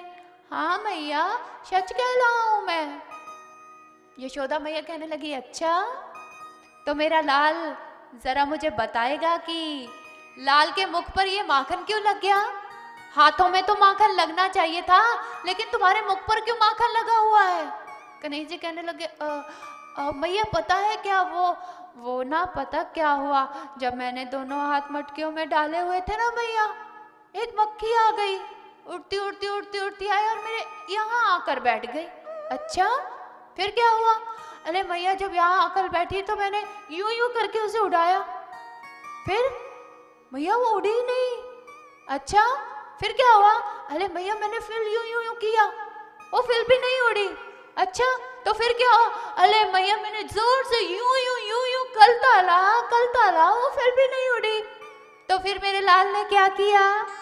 अरे मैया करना क्या था, जब मैं यूं यूं करता रहा नहीं उड़ी, तो मैंने अपना हाथ मटके से निकाला और यूं करके जब साफ किया तो माखन मेरे मुंह पर लग गया। और तू कहती है कि मैंने चोली की है। कुट्टी मैया कुट्टी, मैं तुझसे बात नहीं करूँगा। अरे ये कंगन ताप पहुंचा रहे थे, मैं तो इसीलिए माखन घर में आकर शीतलता ले रहा था। अरे मैया जब तू मुझे खाने के लिए माखन देती है तो मुझे चोरी की क्या जरूरत है। बताओ तुम हमें खाने के लिए माखन नहीं देती। अरे देती हूँ लल्ला, तो फिर तूने मुझे चोल कैसे समझ लिया। कुट्टी मैया कुट्टी, मैं तुझसे बात नहीं करूँगा, क्षमा चाहूंगी। और ये कन्हैया जी तो रूठ गए, मुंह फुलाकर खड़े हो गए। भैया मैं तुझसे बात नहीं करूँगा, तेरे हाथों से माखन भी नहीं खाऊंगा, कुछ भी नहीं लूँगा। मैया तो विचलित हो गई, और मैया विचलित हुई और रूठे हुए कन्हैया जी को आज हमारी मैया कैसे मना रही है, आइए श्रवण करते हैं। बोल मेरे मोहन क्या मैं दूँ, मिश्री मिठाई या माखन दूँ। बोल मेरे मोहन क्या मैं दूँ, मिश्री मिठाई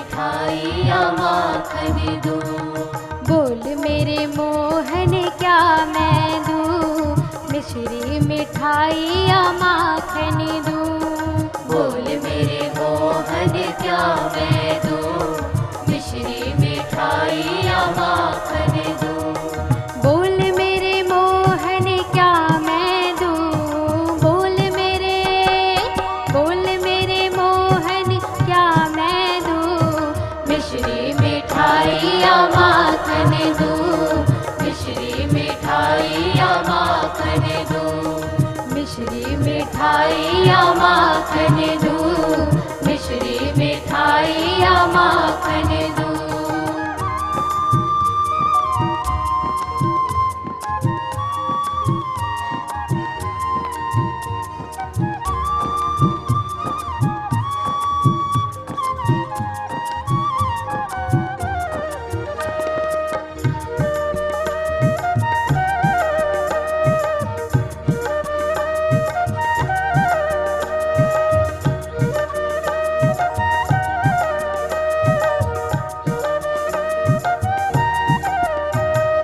रूठ मत जाना मैया से, करना बहाना मैया से।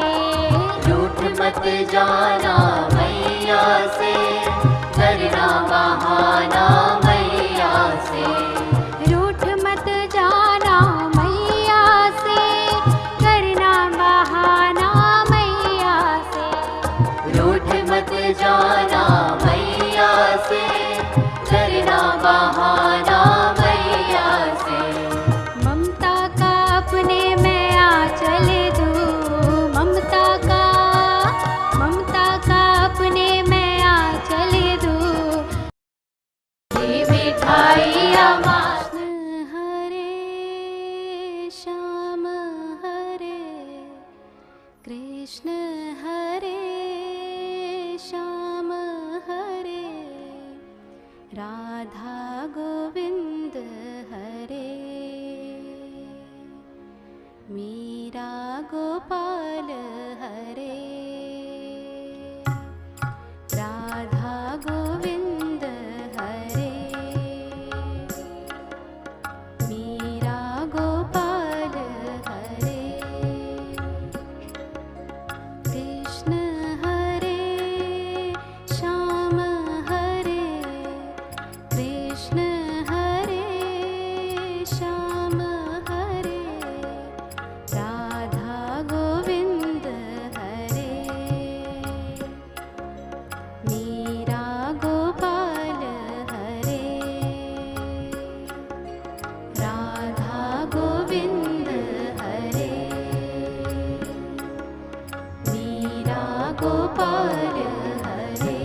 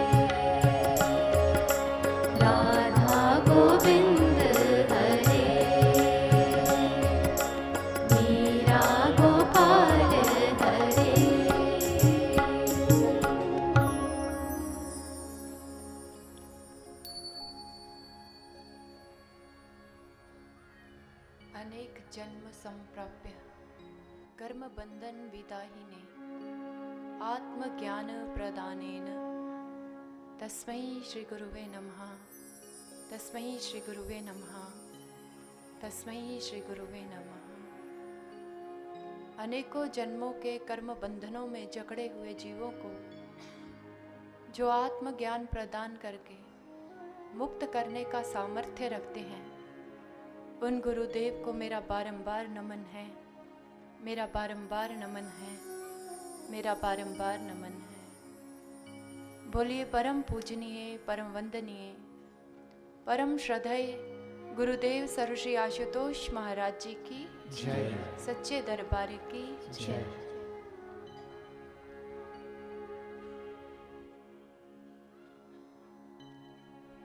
प्रभु के सानिध्य में विराजमान आदरणीय श्रद्धालुगणों, एक बार फिर से हम गुरुदेव सर्वश्री आशुतोष महाराज जी की महती अनुकंपा से श्रीमद् भागवत महापुराण की कथा को लेकर व भगवान श्री कृष्ण जी की अन्य लीलाओं को लेकर आपके समक्ष उपस्थित हुए।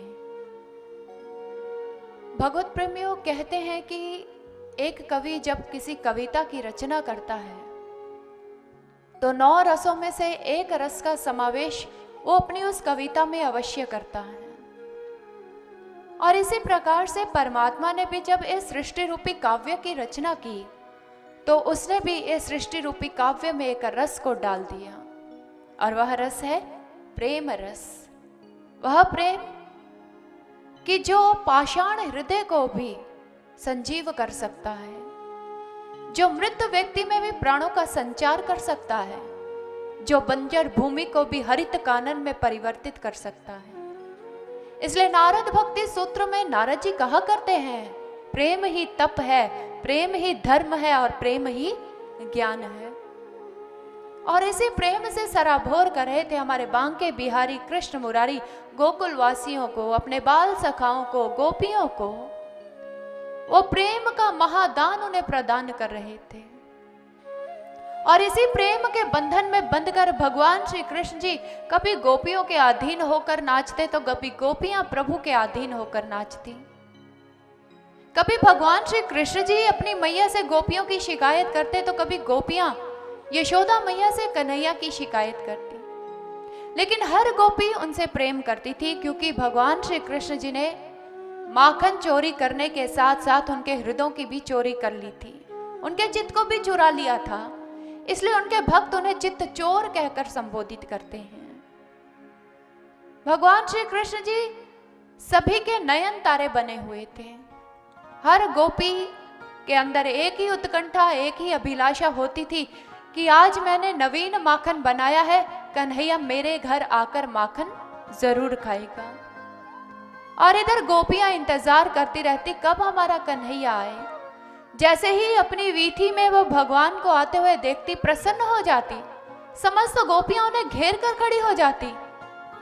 कोई गोपी उन्हें नाचने के लिए कहती और कोई कहती कि मेरे घर चलकर माखन खाओ, तो कोई गोपी कहती अरे कन्हैया जरा हमें अपनी बंसी तो बजाकर सुनाओ। भगवान श्री कृष्ण जी उनकी सभी मनोकामनाओं को पूर्ण करते थे। हर कोई भगवान श्री कृष्ण जी की बंसी सुनने के लिए लालायित रहता था। और भगवान की बंसी, उसका जिक्र ना किया जाए तो शायद भगवान श्री कृष्ण जी की यह कथा अधूरी रह जाएगी। भगवान श्री कृष्ण जी और उनकी बांसुरी दोनों एक दूसरे के प्राय हो चुके थे, अंतर नहीं पड़ता था कोई भी। भगवान श्री कृष्ण जी अपना सर्वस्व मानो उस बंसी को सौंप चुके हो, और बंसी मानो अपना सर्वस्व अपने बांके बिहारी कृष्ण मुरारी को सौंप चुकी हो। और इधर हमारे प्रभु उस बंसी के बिना एक पल भी नहीं रहते थे। जहां भी जाते अपनी बंसी को साथ लेकर जाया करते थे। गोए चराने जाते, बछड़ों को चराने जाते तो साथ साथ बंसी का भी वादन किया करते थे।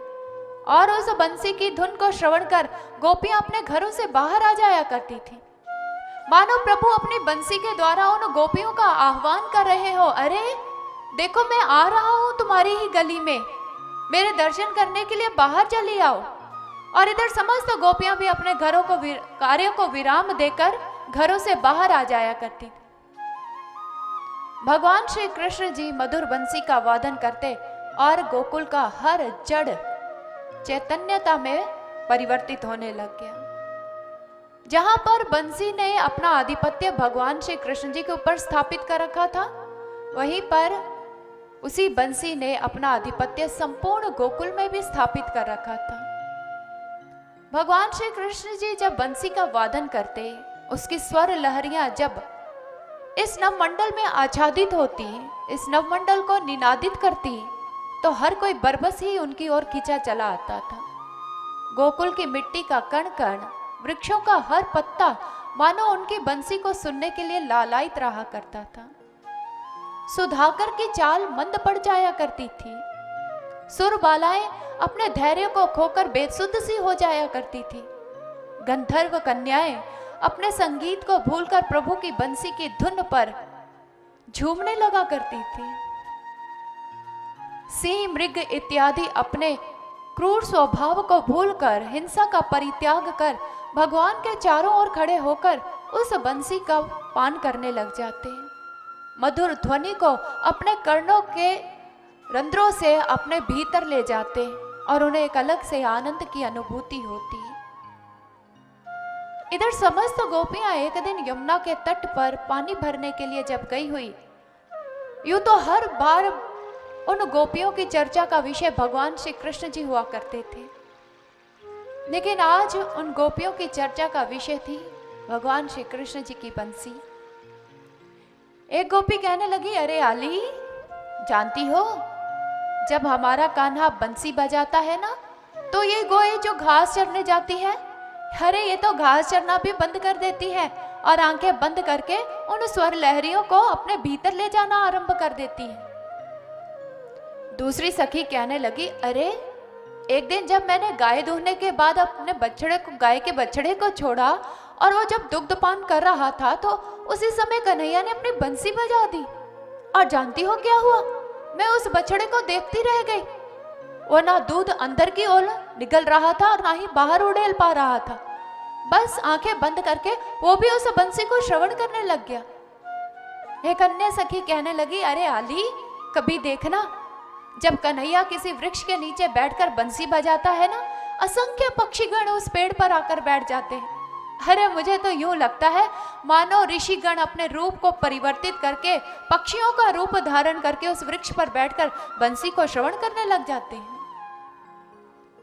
एक गोपी कहने लगी, अरे जानती हो, ये बंसी जिसने सारे गोकुल पर अपना आधिपत्य स्थापित कर रखा है, ये नुकसान भी बहुत करती है।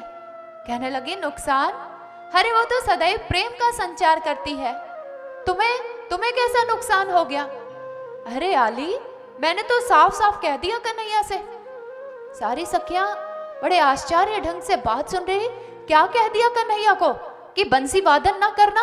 अरे नहीं, अरे मैंने उसे कहा कि देखो कन्हैया, जब मैं भोजन बना रही हूं तो तब तो बंसी वादन ना किया करो।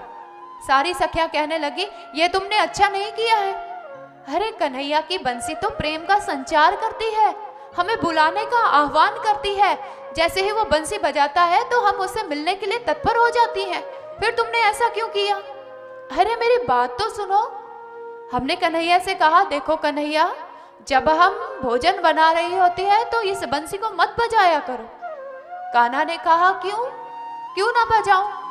तो मैंने कन्हैया से कहा, अरे लल्ला, जब तू बंसी बजाता है ना और चूल्हे में मैंने जो लकड़ियां डाली होती है, तेरी बंसी की धुन सुनकर वो भी सरस हो जाती है, उनसे रस टपकने लगता है, और जैसे ही रस टपकता है तो आग बुझ जाती है, और जब आग बुझती है तो मैं भोजन नहीं बना पाती हूँ और मुझे घर में डांट खानी पड़ती है।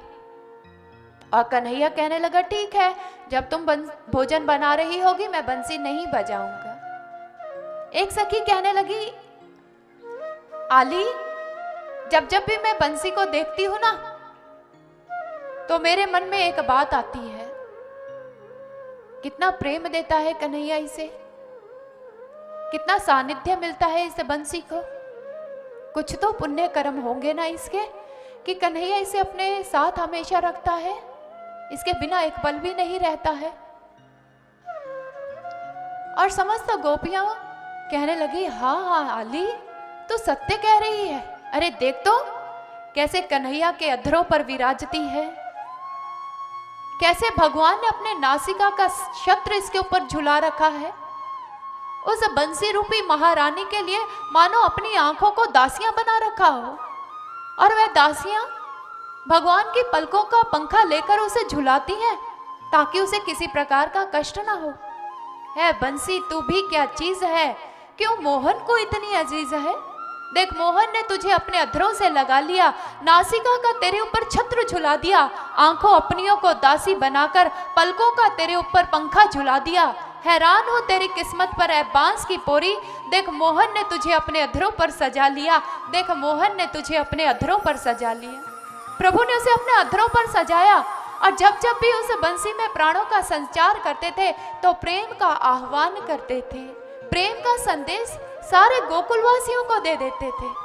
क्योंकि भगवत प्रेमियों, ये वो बंसी थी जिसमें मात्र प्रेम ही प्रेम था, और उस बंसी में प्रेम भरा था जो समस्त गोकुल वासियों के हृदयों को भी आह्लादित कर रहा था। क्योंकि ऐसे प्रेम भरी बंसी किसके पास थी? हमारे बांके बिहारी कृष्ण मुरारी के पास। तो आइए उसी बंसी की महिमा में विचारों के साथ साथ ऐसे ही भावों को हम भी श्रवण करते हैं।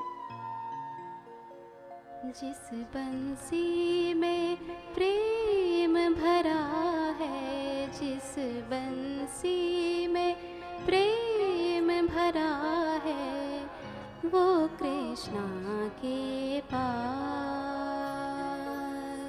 वो कृष्णा के पास। जिस बंसी में प्रेम भरा है, जिस बंसी में प्रेम भरा है, वो कृष्णा के पास, वो कृष्णा के पास। मोक्ष भरा वो बांस का टुकड़ा, मोक्ष भरा वो बांस का टुकड़ा, पतझड़ में मधुमास, वो कृष्णा के पास। जिस बंसी में प्रेम भरा है, जिस बंसी में प्रेम भरा है, वो कृष्णा के पास, वो कृष्णा के पास।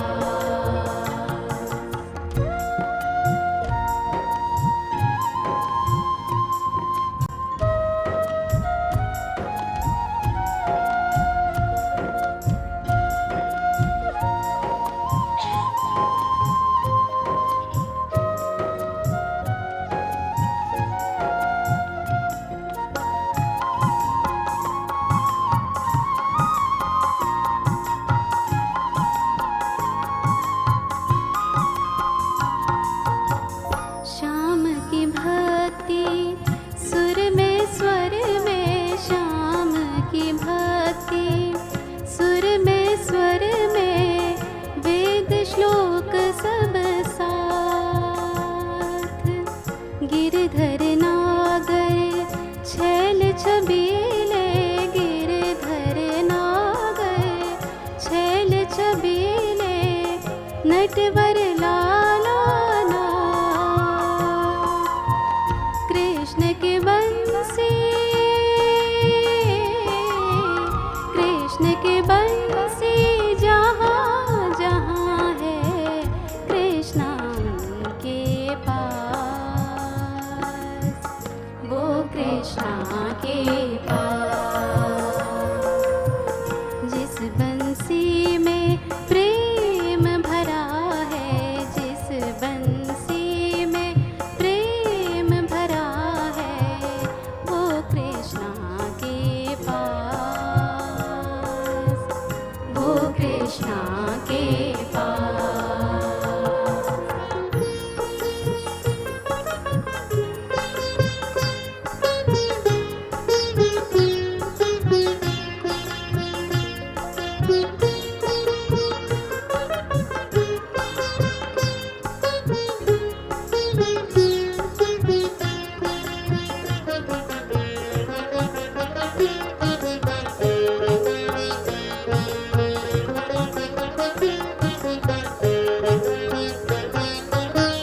सात स्वरों में तीन लोक है, सात स्वरों में तीन लोक है, तीन देव एक ब्रह्म। सर्वाकर्षण कृष्ण का दर्शन, सर्वाकर्षण कृष्ण का दर्शन कर ले हम। मैं जीवन की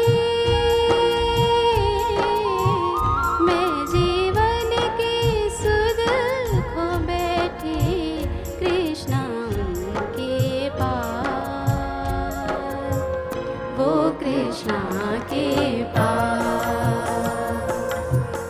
जिस बंसी में प्रेम भरा है, जिस बंसी में प्रेम भरा है, वो कृष्णा के पास, वो कृष्णा के पास। मोक्ष भरा वो बांस का टुकड़ा, मोक्ष भरा वो बांस का टुकड़ा, पतझड़ में मधुमास, वो कृष्णा के पास। जिस बंसी में प्रेम भरा है, जिस बंसी में प्रेम भरा है, वो कृष्णा के पास, वो कृष्णा के पास, वो कृष्णा के पास, वो कृष्णा के पास, वो कृष्णा के पास, वो कृष्णा के पास। ऐसी थी हमारे प्रभु की बंसी, जिसे श्रवण करके जड़ता में चैतन्यता का संचार हो जाता और चैतन्यता जड़ता में परिवर्तित हो जाती थी। जिनकी समाधि नहीं लगती थी उनकी समाधियां लग जाती थी, और जिनकी समाधियां लगी हुई थी उनकी समाधियां भंग हो जाया करती थी। प्रकृति के कण कण पर भगवान श्री कृष्ण जी के इस बंसी का प्रभाव पड़ा करता था। लेकिन समाज के कुछ प्रबुद्ध लोग यह कहते हैं, एक साधारण सी बंसी, एक बांस की पोरी में इतना सामर्थ्य कैसे हो सकता है कि उसका प्रभाव प्रकृति के ऊपर भी पड़ जाए? भाई क्यों नहीं पड़ सकता? और जिस बंसी को संपूर्ण सृष्टि का मालिक बजा रहा हो, जिस बंसी को अपने अधरों पर रखकर इस सृष्टि का स्वामी बजा रहा हो, तो भला इस प्रकृति के ऊपर उसका प्रभाव क्यों नहीं पड़ेगा? क्योंकि यह संगीत की उत्पत्ति भी तो परमात्मा से ही हुई है, ब्रह्म से हुई है, ईश्वर से हुई है। और ईश्वर ही अगर वेणु वादन करे तो उसका प्रभाव तो प्रकृति पर पड़ेगा ही पड़ेगा। अरे ऐसे ब्रह्म, ऐसे अवतार, ऐसे महापुरुष जब अपने मुख से कुछ गुनगुनाते हैं, जब अपने मुख से कुछ कहते हैं, जब अपने अधरों पर रखकर कुछ बजाते हैं, तो उसका प्रभाव इस प्रकृति के ऊपर भी पड़ता है। भगवान श्री कृष्ण जी बंसी वादन करते थे तो उसका प्रभाव इस प्रकृति पर पड़ता था, क्योंकि इसी संगीत की उत्पत्ति उसी परमात्मा, उसी ईश्वर से हुई। संगीत तो प्रकृति के कण कण में थिरक रहा है। वर्षा की जब बूंदें इस धरा के ऊपर टपकती हैं तो रिमझिम का राग सुनाती हैं। उसी राग को सुनकर कोयल मतवाली हो जाती है और पपीहा पीहू पीहू करने लग जाता है। और काल रूपी विषधर सर्प जब बीन की ध्वनि को श्रवण करता है तो वो उस पर नृत्य करने लग जाता है। और यह सृष्टि का सिरमौर मानव, इसका तो अस्तित्व ही संगीत के साथ जुड़ा हुआ है। जन्म का आविर्भाव होता है घंटे घड़ियालों के साथ, और अंत होता है राम नाम सत्य की ध्वनि के साथ। हास्य परिहास्य, संयोग वियोग, दुख सुख, हर परिस्थिति में संगीत का अपना एक महत्वपूर्ण स्थान रहा है भगवत प्रेम। और अब तो वैज्ञानिकों ने भी यह सिद्ध कर दिया है कि इस संगीत का प्रभाव पेड़ पौधों के ऊपर और पशु पक्षियों के ऊपर भी पड़ता है। वैज्ञानिकों ने एक परीक्षण किया और कोमल गांधार राग उन्होंने हिंसक प्रवृत्ति के सिंह को सुनाया। उस सिंह ने जैसे ही कोमल गांधार राग को श्रवण किया, वो अत्यंत कोमल स्वभाव का हो गया और एक पालतू पशु की भांति अपनी दुम हिलानी आरंभ कर देता है। ऐसा प्रभाव है इस संगीत का। वहीं पर हमारे वैज्ञानिकों ने पेड़ पौधों के ऊपर भी एक परीक्षण किया। उन्होंने 15 मिनट तक पौधों के पास वीणा वादन किया। 15 दिनों तक उन्होंने जब उन पेड़ पौधों के पास वीणा वादन किया और उसके बाद उन्होंने परिणाम देखा तो क्या पाया कि उन पौधों के जो तने थे वो मोटे हो गए और शीघ्र ही वो पुष्पित हो जाते हैं, पल्लवित भी हो जाते हैं। और ऐसा ही प्रयोग दक्षिण भारत के अन्नामलाई विश्वविद्यालय में टी.एन. सिंह जी ने किया। उन्होंने क्या किया, धान के खेतों में लाउडस्पीकर लगाया और लाउडस्पीकर के माध्यम से उन्होंने धान के खेतों में 1 महीने तक चारुकेशी राग को प्रसारित किया। और उसके बाद टी.एन. सिंह जी ने ये घोषित किया कि चारुकेशी राग को श्रवण करने के बाद धान की फसलों में 60 से 70% की वृद्धि हुई है। और यही प्रयोग पाश्चात्य जगत ने भी किया, पाश्चात्य जगत के वैज्ञानिकों ने भी किया और उन्होंने भी ये सिद्ध किया कि हाँ, संगीत का प्रभाव पेड़ पौधों के ऊपर भी पड़ता है। जब पौधों को संगीत सुनाया जाता है तो तीव्र गति से वो बढ़ना आरंभ कर देते हैं। संगीत का प्रभाव केवल पेड़ पौधों के ऊपर नहीं, इंसान के ऊपर भी पड़ता है। क्योंकि जब ताल बजती है, उसकी कंपन हमारे मस्तिष्क तक पहुंचती है, वो हमारे मस्तिष्क को प्रभावित करती है और उसका प्रभाव हमारे मन के ऊपर भी पड़ता है। और आज संगीत के माध्यम से, रागों के माध्यम से अनेकों बीमारियों का इलाज भी किया जा रहा है। राजा मोसोलिनी हुए हैं, उन्हें अनिद्रा का रोग था, उन्हें नींद नहीं आती थी और उन्होंने सब जगह से इलाज करवाया, लेकिन किसी भी प्रकार से उनकी वह अनिद्रा का रोग दूर नहीं हुआ। फिर उन्होंने भारतीय शास्त्रीय संगीत के बारे में श्रवण कर रखा था और वे पंडित ओमकार नाथ ठाकुर जी के पास पहुंचे और उन्होंने कहा कि मैंने सुना है कि भारतीय शास्त्रीय संगीत में बड़ा जादू है। मैंने सब जगह से इलाज करवाया, लेकिन मेरा ये अनिद्रा का रोग दूर नहीं हो रहा है, कृपया मेरी सहायता कीजिए। तो उस समय ओमकार नाथ ठाकुर जी ने कहा, आप चिंता मत कीजिए, शास्त्रीय संगीत में बड़ा जादू है। और उसी समय पंडित ओमकार नाथ ठाकुर जी ने तुरिया राग आलापा। जैसे ही उन्होंने तुरिया राग आलापा, आधे घंटे के बाद मोसोलिनी गहरी निद्रा को प्राप्त हो जाता है। और जैसे ही उसके बाद उठा तो वो उनके आगे नतमस्तक हो जाता है और कहने लगा, धन्य है आप और धन्य है भारत का शास्त्रीय संगीत, जिसके अंदर ऐसे भयंकर रोगों को भी दूर करने की क्षमता है। भगवत प्रेमियों, ये संगीत जिसका गायन, इन रागों का गायन जब तानसेन जी किया करते थे, जब वो दीपक राग को आलापा करते थे तो बुझे हुए दीप जल जाया करते थे। जब वह मेघ मल्हार राग गाया करते थे तो बादल बरसने के लिए तत्पर हो जाया करते थे। इसलिए सारी दुनिया ने भारतीय शास्त्रीय संगीत की महिमा को स्वीकार किया है। लेकिन विडंबना की बात है कि हम भारतीय शास्त्रीय संगीत को भूलकर पाश्चात्य रंग में रंगते चले जा रहे हैं। और आज भारत के लोगों को भी शास्त्रीय संगीत अधिक पसंद नहीं है जितना उनको पॉप और रॉक म्यूजिक पसंद है।